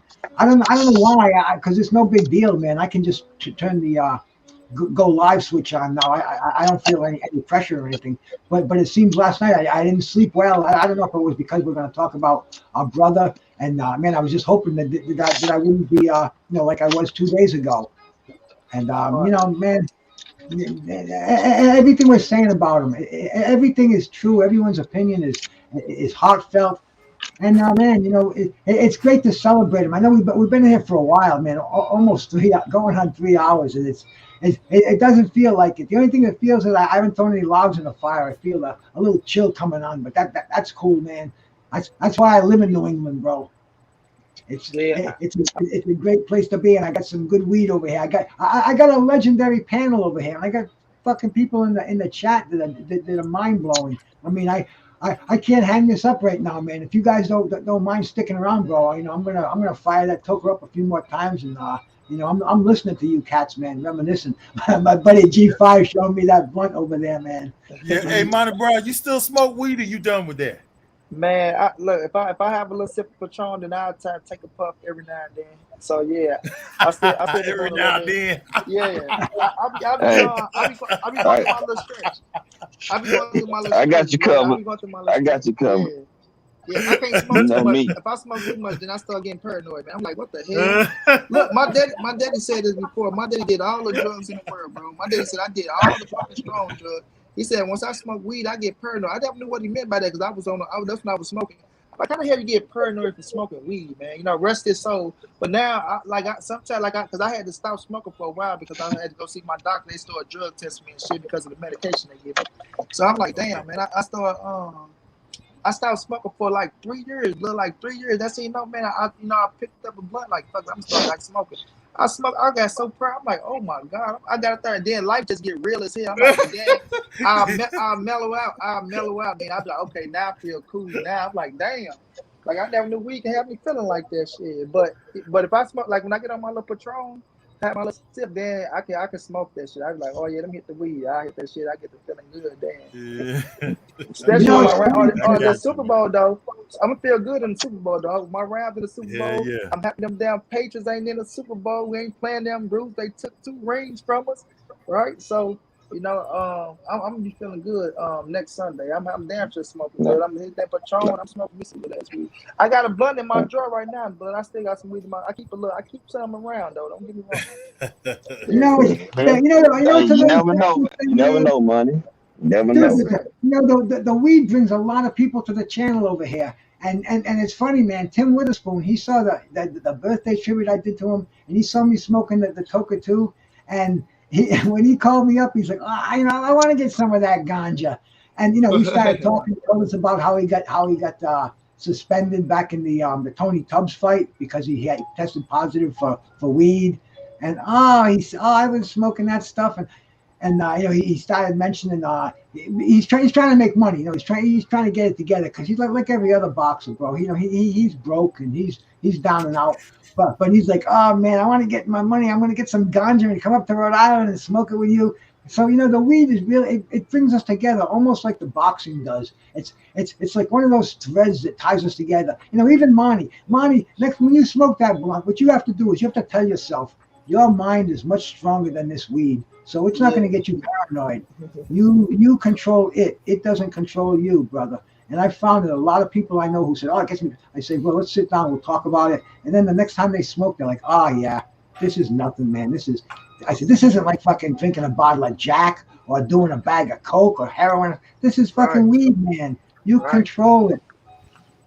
And I'm telling you, you'll enjoy it. And all the boxes, it's so funny, man, that we all talking about, even Vinny Paz, he doesn't smoke, and he goes, but I wish I did.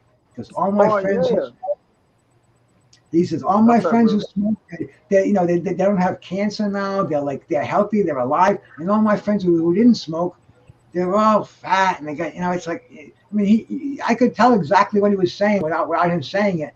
But he said, man, all the positive things they're finding about it now. Everybody that's taking the CBD oils and the medical marijuana, like I do, because it's displaced 4 hard drugs that were in my life, man. One was a heavy narcotic that's killing people daily. The other one was a fucking a psychotic, a benzo. It's fucking just destroyed people's lives. And 2 other ones, an antidepressant and a fucking some pain reliever that they're trying to give people now that are on opiates. They're giving everybody this gabapentin shit, which is dangerous. It's only made for selective. Oh, well, I give me that bullshit, bro. I say, man, take that bullshit. Oh, I say, take that shit.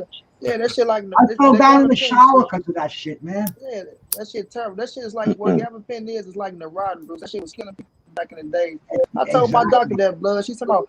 Oh, I say no, I'm not. She's talking about, have you taken the gabapentin? I'm not taking it. No, stop trying to prescribe it. Take that shit off. I'm not taking that weak ass shit. Talking about gabapentin. I heard that shit. Yeah. Well, you know how popular gabapentin is? I'm cool. That's all I need right here. I'm cool. Me too, brother. Me too, man. Yeah. I mean, I sip my Hennessy or whatever. You know what I'm saying? That's my liquor. I get down with. But if you gave me an option, shit. Like the NFL, man. NFL used to suspend the football players for smoking weed and shit for their pain. But y'all get them people hooked on them motherfucking them opioids and narcotics and shit like that. But then but now they fit the set the rule to where they let them smoke weed now, right? Because that shit help with pain better than the fucking opioids and all that shit. So now I think they fit they going through it to put it in the rule book and shit. I guess it's gonna be a certain amount though. I don't know how you can find out it's a certain amount in them, but I guess they could start letting them do the marijuana. I don't think dig this, bro. Dig this. I was listening to Bret Hart back in the days of the WWE.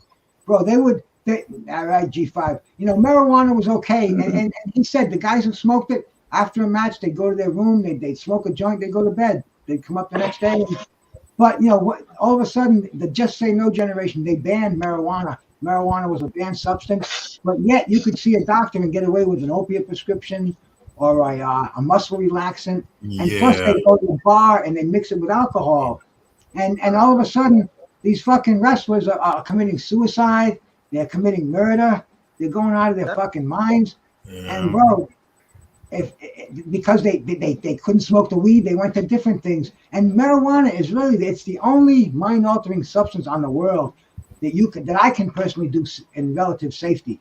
As long as I do it in my house, I got my card, it's legal. The only bad thing about it is it costs me so much fucking money. I mean, that's the only downslide. But every other thing, man, it makes me feel good. I got arthritis in my shoulders where both of these shoulders are supposed to be surgically replaced, and it hurts. I mean, I go to the shower, I scrub it up, hurts like a motherfucker. So I can't play pool anymore. I used to be a trophy pool player. I can't spread the fucking shoulders out and fucking shoot a pool cue anymore. So I mean, it is what it is. But the weed it doesn't make me think about things like that. I think about coming on here with the boys, talking some boxing, digging my old friend Kurt Anderson, man, talking about him, celebrating his life. Yeah. I got some great weed. My wife is a beautiful woman, man. She's ready to feed me anytime I ask her to. And I mean, shit, life is fucking good, man. Absolutely. Man, I hope all you guys, I hope all you guys have the attitude when you get my age, whatever situation you're in, man. Because be thankful, bro. I mean, I'm alive, man. You know how easy I'm 12 years older than the legend, Curtis Anderson, man. And he should be my age. He should be beyond my age, man. Because, man, it's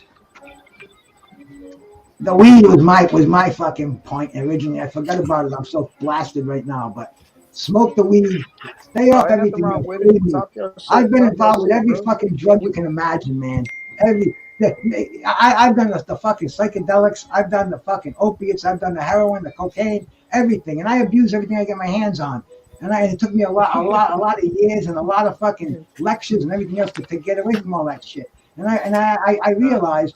I can't go to any fucking AA meeting or NA meeting because they'll say, "Oh, you can't smoke marijuana. Marijuana's a drug." Fuck you. Marijuana got me away from the drugs. So, man, that's, it's not But you love music, man, and that shit made the music more funky, man, Oh, yeah. Especially the shrooms, huh? You remember the shrooms? Sexier, bro. Remember the It made the fucking food tastier. I never did the shrooms, man. I never did the shrooms, blood. Man, How they have you, blood? How the shrooms have you, blood? Boy, them shrooms, man. One time I did some shrooms, man, and I saw Jimi Hendrix. I had a Jimi Hendrix poster in my bedroom. I saw Jimi Hendrix come out the wall and play guitar for me, bro. I was doing shrooms. Jimi Hendrix. I was sitting there looking at Jimi Hendrix. Jimi Hendrix came out of the poster and played the guitar for me. I'm telling you. I believe that because my boy had did some, and he opened the door. He was like, "Bro, I opened the door. I promised the door move for me." Nigga, what? He's like, "Bro, it was moving. I touched it and pushed it and just kept going." I'm like, "Oh yeah, you high as hell, man." I was like, "Yeah, just give me the dry herb, man. Give me a weed pen. You know what I'm saying? I could do what I need to do. I'm good, bro." Hey, but man, I had back in the day. You want to talk about mushrooms? I knew this cat out in Arizona. He used to send me mushrooms, bro. You talk about eating a couple. This guy was sick. Can you give me some more water, please, baby? Did you eat them or did you drink the tea? No, listen, bro. He used to send me fucking a 1/4-pound can of mushrooms. They were freeze dried in a coffee can, like the old, fucking 1 pound. And it was a professional operation. And you open it up, the air gets at it, the mushrooms fluff up. And these fuckers were psychedelic.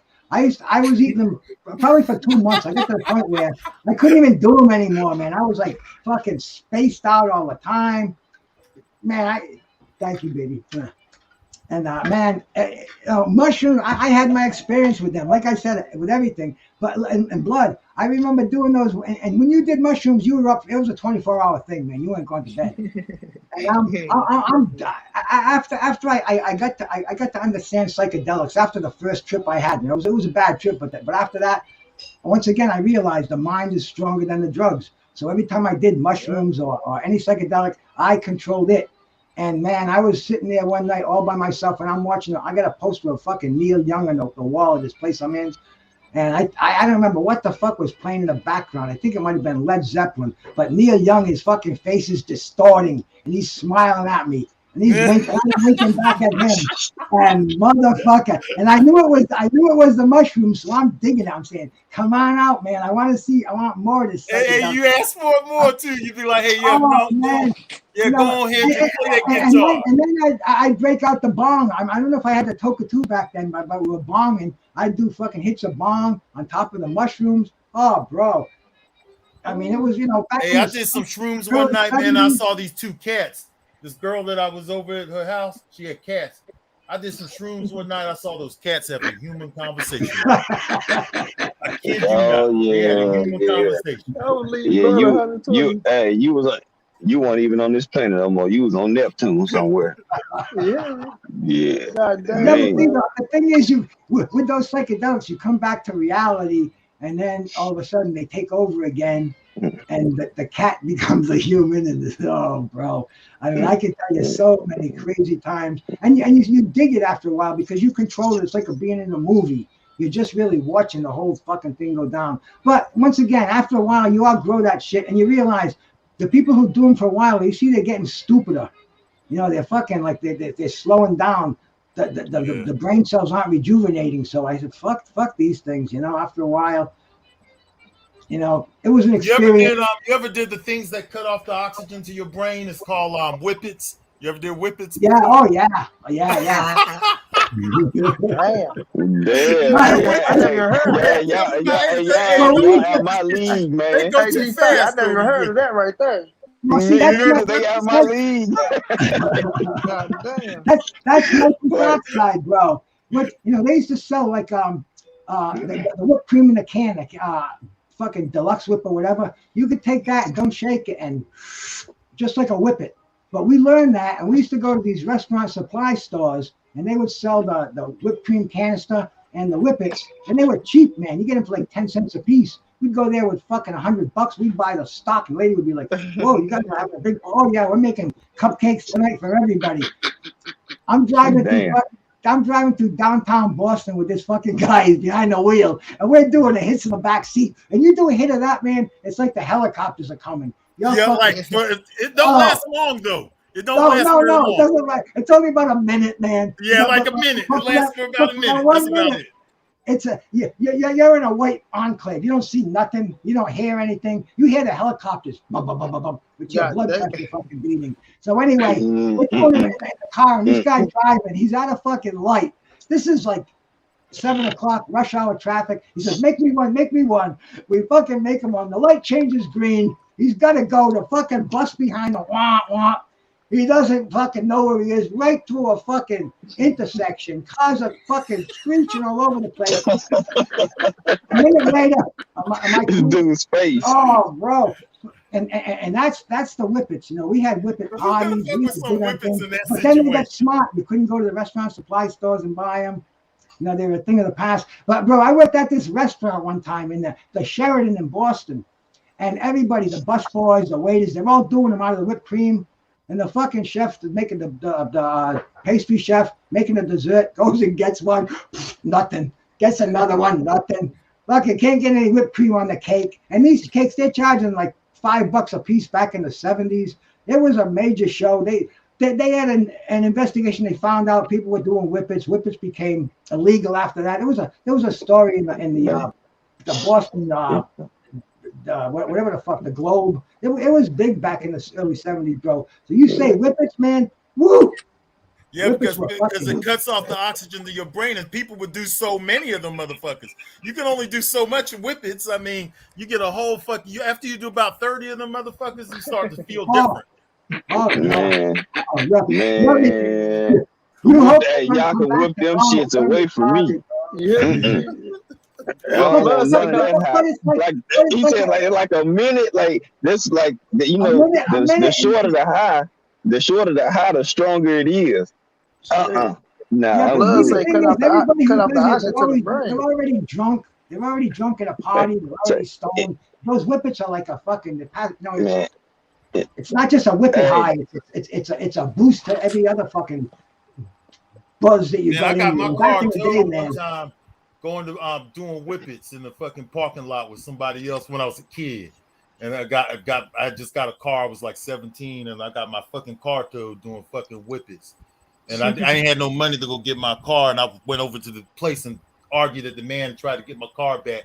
Guy wouldn't give me back my mother, because you know how you have to pay to get your car out, right? Right. And they towed the car, so they wanted me to pay, and I had the money, so I had to go. I was really pissed off about it, and I asked my mom. I said, "Hey, Mom, can you give me the money to go down here to get the car back and stuff like that? And she came by to do it at a phone booth. You know, back in the day we had phone booths. She come by the phone booth and pick me up, and we went back over there. And the guy was like, well, he was doing whippets in the parking lot, and I told his story. I was telling my mom that shit. My mom was like, what the fuck are whippets? And I was like, oh no, I was just having some whipped cream and some stuff. You know, I made up a line. She went right by her head, man. But it was just crazy. That's my memory on whippets, though. Hey, I got another memory on whippets too, man. See, D-Ray's talking about the parties up there. Bro, I had this friend of mine. He was working for a medical supply house, and and what whippets is, that's nitrous oxide. You know, that's used for, you know, it's used in operating, nursing, whatever the fuck. But he had tanks, and these fucking tanks had to weigh at least 50 pounds. They were, you know, 4 foot, cylindrical fucking tanks. So anyways, he brings one down my house one day, and I didn't know what it was, man. And I, you know, this is years after I did the whippets. This is nitrous oxide. This is the whippets, but it's a huge tank, and I got an extra one. So anyway, man, you know, you got any balloons? We didn't have any balloons, so we were doing it right off the fucking tank. And this was just like you said. I did one. The fucking tank falls fucking down. I mean, this is a huge tank. Bang! My pit bull was on this guy. I had to pull him off. It wasn't the one I have now, but this was an attack train, and it was a horror show. Anyway, I said, you got to get this fucking thing out of here. He was gonna leave the tank there. I said, nah, I don't even want it. It's a fun thing. I did it back in the 70s. I think this was like about 1980 when he brought that thing in. But that shit's it's legendary, bro. It's legendary. Shit, I can tell y'all talk about shit. I never even heard of it with it, but I think I remember when they used to have what was that though? When they used to have the paper bag and they used to, was that glue? What was that? Shit, cause that sound like whipping to me. Well, they also had nitrate, bro. No. I don't know if you ever tried amyl nitrate. That was another thing. That was I think it was on a movie. Yeah, it was on a movie where they used to have the paper bag. And I don't know if they put glue in that motherfucker, but they put it over their mouth and their nose and they inhale. Yeah, that's yeah, it was glue. Oh, it was glue? Okay, yeah. Glue's a bad high. Glue destroys brain cells. Anybody who fucking ever snorted glue, they're lucky if they graduated from junior high school, man. Really, man. Glue snorting is fucking nasty shit. Yeah, man. that I never did. I never did do that. I never did that, man.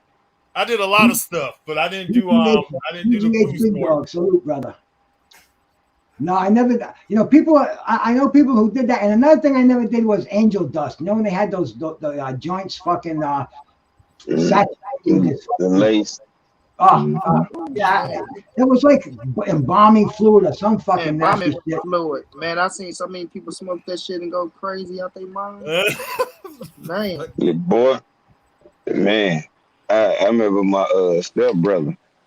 Man, I almost shot dude because you know what I'm saying. I know he went and picked up some wet or whatever, but. What, yeah. I didn't know he had dipped like his Newports, right? Like 2 of them. So we riding, and he sparked that joint up, bro. I must have hit the brake. I hit the brake so hard, and I pulled my pistol. I said, "Now look, call your homeboy, tell him come pick you up, or you gonna put that out and put that in the trunk, and I'm dropping you off wherever you going, and we ain't doing no more business ever in my life." I said, "Man, I gotta cut you off. You smoking wet."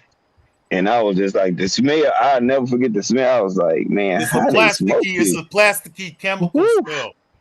Oh man. I was like, that was my first time I got introduced to dipsticks. I was like, man, let me tell you, bro, they had a block over here, man, on the west side, bro. I'm talking about this motherfucker used to pop. They used to sell these motherfuckers. They had the marble, what's the black cigarettes, the marbles? Whatever my grandma used to smoke, the rest of her soul, but they used to be dipping them things, man, selling them things, $25 a stick, bro. And I'm talking about, I knew a whole hood, they should just, out their mind, what my brother and them used to do it, but they used to put it in their goddamn weed, Zimbabwe and shit. Them niggas got stuck like a motherfucker and shit. But man, this one cat, I'm talking about, this boy, I think he was trying to chew his fucking tongue off, man. Like that boy was smoking that shit, bro. I mean, I seen people do some of the weirdest shit on that shit. I done seen my blood spit, my homeboy cousin blew his whole brains out. And we went out and I told this man, he on the pole, bro. He on the pole. This man blew his brains out on the pole, bro. Like we all sitting out there. I mean, we all out there, kids, everything. Man blew his brains out on the pole, man. On that motherfucking embalming fluid, bro. The motherfucking West. I say, boy, I say, I never in my life, ever in my life go that route, boy. That shit there, man. That embalming fluid ain't no joke, man. No, Mr. Pad's out there. He says I smoked that paraquat laced weed. I didn't smoke. Paraquat. What that is that's an insecticide. It's an herbicide, and that was used in the 70s in places like Colombia and Mexico, where they used to grow the weed before they learned how to grow it domestically. And you couldn't tell if you got paraquat in your weed. I don't think I ever did, man, because it was done in small places, done by the United States planes, CIA kind of things, and that was the way that they tried to kill the weed industry. It didn't work, but I never knowingly smoked paraquat laced weed. I'm 67. I go see my rheumatologist every fucking couple of years. No damage from it. And no, I would angel dust. That's what we're talking about now. That could many names, Sherm, embalming fluid. That's garbage. I did one hit of that in my life back in the 70s. My weed guy, he fucking pulled out a joint of it. He was smoking. He was out of his fucking mind. And I did one hit. Fuck this, man. And this I learned. This is that crazy stuff we're all talking about. And it's done.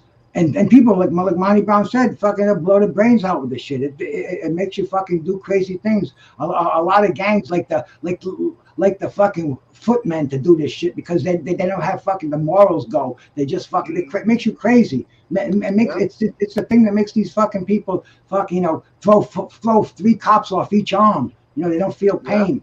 Yeah. It's nasty shit, bro. And Mr. Pads, I only maybe smoked paraquat because the weed was treated with it, but no ill effects, so I can't join that lawsuit and say anything that's going on right now. And angel dust, fuck that shit, man. Any self-respecting weed head would never smoke that, bro. Monty Brown. Yo, have any of you ever smoked sausage? I know. No, seriously, there's a weed strain. Sausage berry. Berry. Come on, you dirty motherfuckers. Sausage berry. No, I never heard of that one. Like No, it's a real thing. Look it up. You can find it on Leafly, money. Sausage berry. I'm telling you all right now, this shit's fire. You should have said sausage berry at sausage. first. You should have said the whole thing at first because you said smoked sausage and that don't sound. Of course I did, bro. I wanted that comedic effect, and it worked. Yeah. It got everybody's attention. I'm like, wait a minute. I just want a ton of strain. Blood, I ain't never had no shit like that. I had that. I done had a whole lot of Bruce, strain. I see you over there, Bruce. I see you over there, Toker Bruce. too. That's that Yeah, big that dog. I always stayed away from like them heavy drugs that people did. I've been in environments where people have used them, but I don't fuck with the heavy shit though. I never would. Nope. I have fucked with cocaine though, but that's as high as ecstasy and cocaine. Ecstasy and cocaine is as high as I went. Yeah, I was addicted to heroin for fucking years, man. I was in the streets all the time, bro. I used to hustle and get a fix. I did that for a long time, but through the grace of God, I don't do that anymore. And that was thank God. Was decades ago. You wouldn't be alive if you was doing it, man. You Fuck wouldn't be alive. no! I know how many people I've buried. You know how many friends of mine have died where nobody even claimed the bodies, bro. I mean, it's such a loser's fucking thing, and that's why the weed, man. You want to get high, you got to understand the weed is the best you're gonna fucking get if you want any longevity on this world, man. And if you don't think so, man, if it's too much for you, if it's fucking too illegal, make sure. They have edibles now, which are very, very cool, bro. I love edibles. When I get a few bucks together, I'm gonna go to the commissary and get some. They got these fucking things called Elvis cookies. I want to try them, bro. And they're supposed to be like 1,000 milligrams of THC in there. And man, they got them at the Greenleaf dispensary. So as soon as I get some bucks together, And as soon as the weather gets nicer, I'll fire up the fucking blazer and take a ride up there, man. But weed is and cocaine, man. Like the blizzard of '78, that year, my life was run with cocaine. The fucking year of '78 was fucking Coke City. I don't think I went one day without snorting at least 2 grams a day.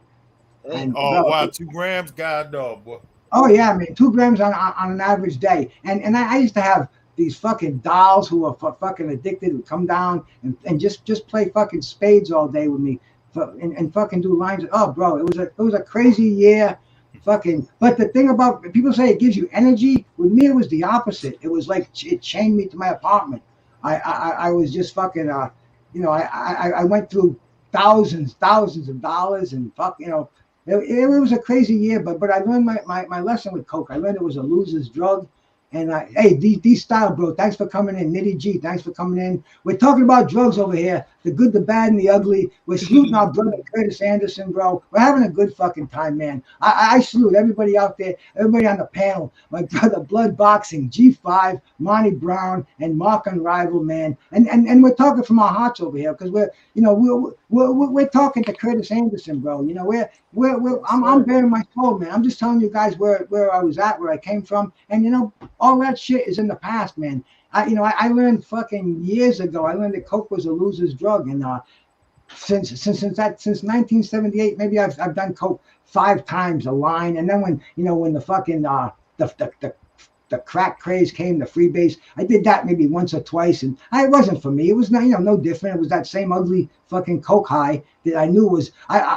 See, when I did it, it was considered it was almost like weed. It didn't have any pitfalls. People thought it was the greatest thing. It didn't, nobody died from it. And then during that year, I started seeing marriages fall apart. Wives, oh, this is my fucking bag of coke. You're not doing this. This is mine for the morning. And I'm saying, this is nasty shit, man. And people are getting killed selling it. I'm seeing it. It's not like weed. It's a different fucking thing. And like I said, those chicks that used to come over the house, man, and do anything for fucking coke. I divorced myself from it. I said, fuck that. That's ugly shit. And then as soon as when I did that, that's when it came upon. Everybody was doing it, man. I saw my friends doing it, and no. And they're, oh man, and they're all buying 8 balls. And there was no such thing as an 8 ball when I used to do it. It was by the gram or by the ounce, or quarter ounce. An 8 ball was foreign, but now everybody's doing them. And people are buying this cut. I used to work at a health food store, and I used to sell Anazatol. It was a nutritional supplement, and fucking the drug dealers would come in and buy 2 fucking 16-ounce bottles of the stuff to cut it. And I'm shaking my fucking head, but hey, man, I'm in business, and it's just stuff off the shelf that people would come down and get it for because it was a popular water-based cut for coke.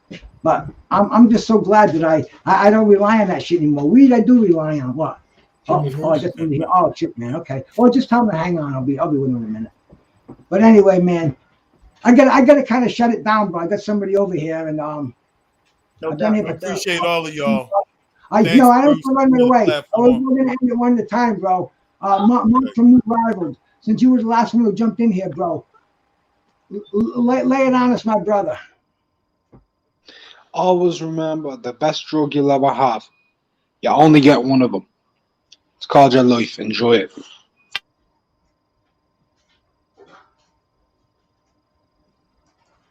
Salute. Monty Brown TV, my bro. You bunch of junkies. Give us a good word, brother.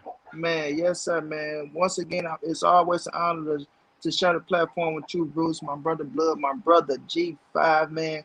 Like we say, man, we came over here to celebrate Kurt, and that's what happened, man. We enjoy each other. We talk about each other. We love each other, man. This what Kurt want, and it's a special. I enjoyed this, bro. I enjoyed it. It made me feel good for this little bit of time. But man, just remember Kurt in a positive light, man. Remember what he want us to do. Like Blood say, we got to implement some of the things that he brought to the earth and just put it into your life, bro. Because what we know him as is what he is, bro. A real stand-up man that loved the sport of boxing. That's a real historian. He stood for the integrity of boxing. You know what I mean? Like you know Kurt, man, when he come. And yeah, Blue, man, and it's a good honor. And Kirk, he just had the distinctive voice, man, to where you heard, it's the historian, man. And we go praise him, man. We go send him off the right way. Like we say, we go get a day for Kirk. We all got to pull together for this. We go get a day for Kirk, man. And we just go enjoy him, bro. Like, once again, my condolences goes out to his family, man. He was a good man. I'm quite sure if we had that part of them, they understand exactly what he is. We just had a little bit of them. They had all of them. So, man, it's a sad moment, but at the same time, it's a celebration to celebrate his life. He did transcend over to something greater than this, like I say, because it is something greater than this, man. And we just gonna keep him alive, bro. And we gonna do our best to live our life as well, right? To live and let live. And we gonna keep moving, man. We gonna keep moving. We gotta keep moving. Time waits for no man. We gotta keep moving, but at the same time, we gonna remember him, keep him alive in the right light, man, because we have the power to do so, right? And we gonna love each other at the same time, not just be in the moment. Not just say this because it's in the moment. And then, 2 weeks down the line, a month down the line, we forget and start acting like, what I'm saying? Like, we got to really hold on to this shit and really mean it, man. So, like I said, we all got to pull together and help each other out, help each other be better. Like Blood say, man, we got to hold each other accountable and just help each other be better, man. Fuck the small shit, you know what I'm saying? Understand the bigger picture, you know what I mean? And just try to be better as human and individuals, man. But this was an honor. We will do this again, Bruce. We appreciate you, my brother. You keep doing your thing. And, we'll just, step it up in the future. God bless you, Monty Brown. Yes, sir. G5, my brother. Why don't you tell us where we can get a hold of you? And, just take us away over here, brother. Bruce to Bruce, my OG brother. I appreciate the invite as always. It's always a pleasure to come and cook with you, my man. Appreciate all the love and support. Shout out to everybody that came on the panel. Mark, Blood, Money, Jed, 150, everybody else that came on the panel. You can find me at G5_Gabe, YouTube, Instagram. And again, rest in peace to the legend Kurt Anderson, aka Kurt Sugar. He will be missed, a great boxing mind. Historian, man, it's the boxing game will be a little bit different with him not being around, but we know he's looking down. Everybody just continue, hey, be the best version of yourself. Don't listen to what another person's opinion of you or they think of you. Hey, just do you. Because the only person to know you better than yourself is yourself. So everybody have a great afternoon. Y'all be good, be safe. Appreciate you again, Bruce. We'll be tapping in soon offline. Everybody be good. I'm out, man. Peace. Yeah, man. I'd like to thank everybody, man. I'd like to thank you, Bruce, for giving me a platform to speak on Curtis Anderson, man. A brother that we're going to remember, man. I like the idea, too, of having a special day for Curtis Anderson, man. It's just unfortunate that he left us early, but he's going to live on with us forever. We're going to celebrate this from this point on. And, we're just going to keep boxing alive. We all love the sport, man. We all love the sport. That's one thing we all have in common is that we love the sport, man. And I like to send my best out to Curtis Anderson's family too, and anyone who took this loss, man. I feel your pain. I can't feel the pain of his family, but we all feel that pain, man, and we're gonna miss him dearly. I'd like to give a shout out to Jed who came through. 150 came through. G5 Gabe. We have Monty Brown up in the house. Mark Unrival was up in the building, man. Y'all make sure y'all go check out all of these guys. Stand up brothers, man. It was a great experience today. Sit up here talking to you guys, man. This was a great conversation for me. And I'd like to appreciate each and every last one of y'all. And Curtis Anderson, we love you, big bro. We love you, big bro. And we're going to carry it on forever for you, man. Too bad you didn't get to see that Crawford-Spence fight. Hopefully, you'll get to see it from the heavens. And that's pretty much all I got to say. Thank you.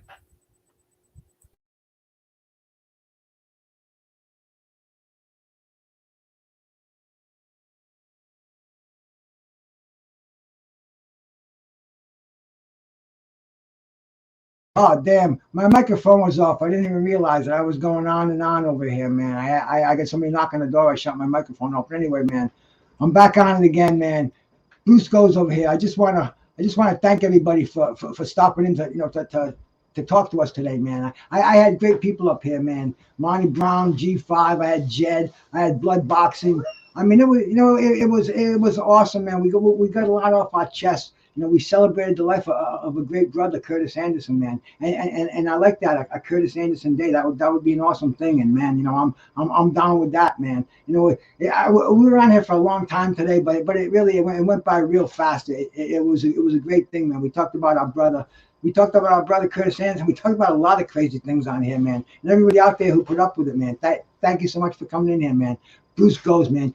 Take care of yourself, man. I want you guys around here while I'm around here, man. I'm getting pissed off when I hear people younger than me are dying, man. There's no need for it. So, there's no guarantee for tomorrow, but just take care of yourself, man. Build a better car, tighten it up, man. Nutrition, health, drink a lot of water. Take whatever supplements your healthcare provider or you're thinking. Anyway, man, a great time here. I gotta move on. Bruce goes over here, man. Me and the Toker too. Peace, everybody. Salute.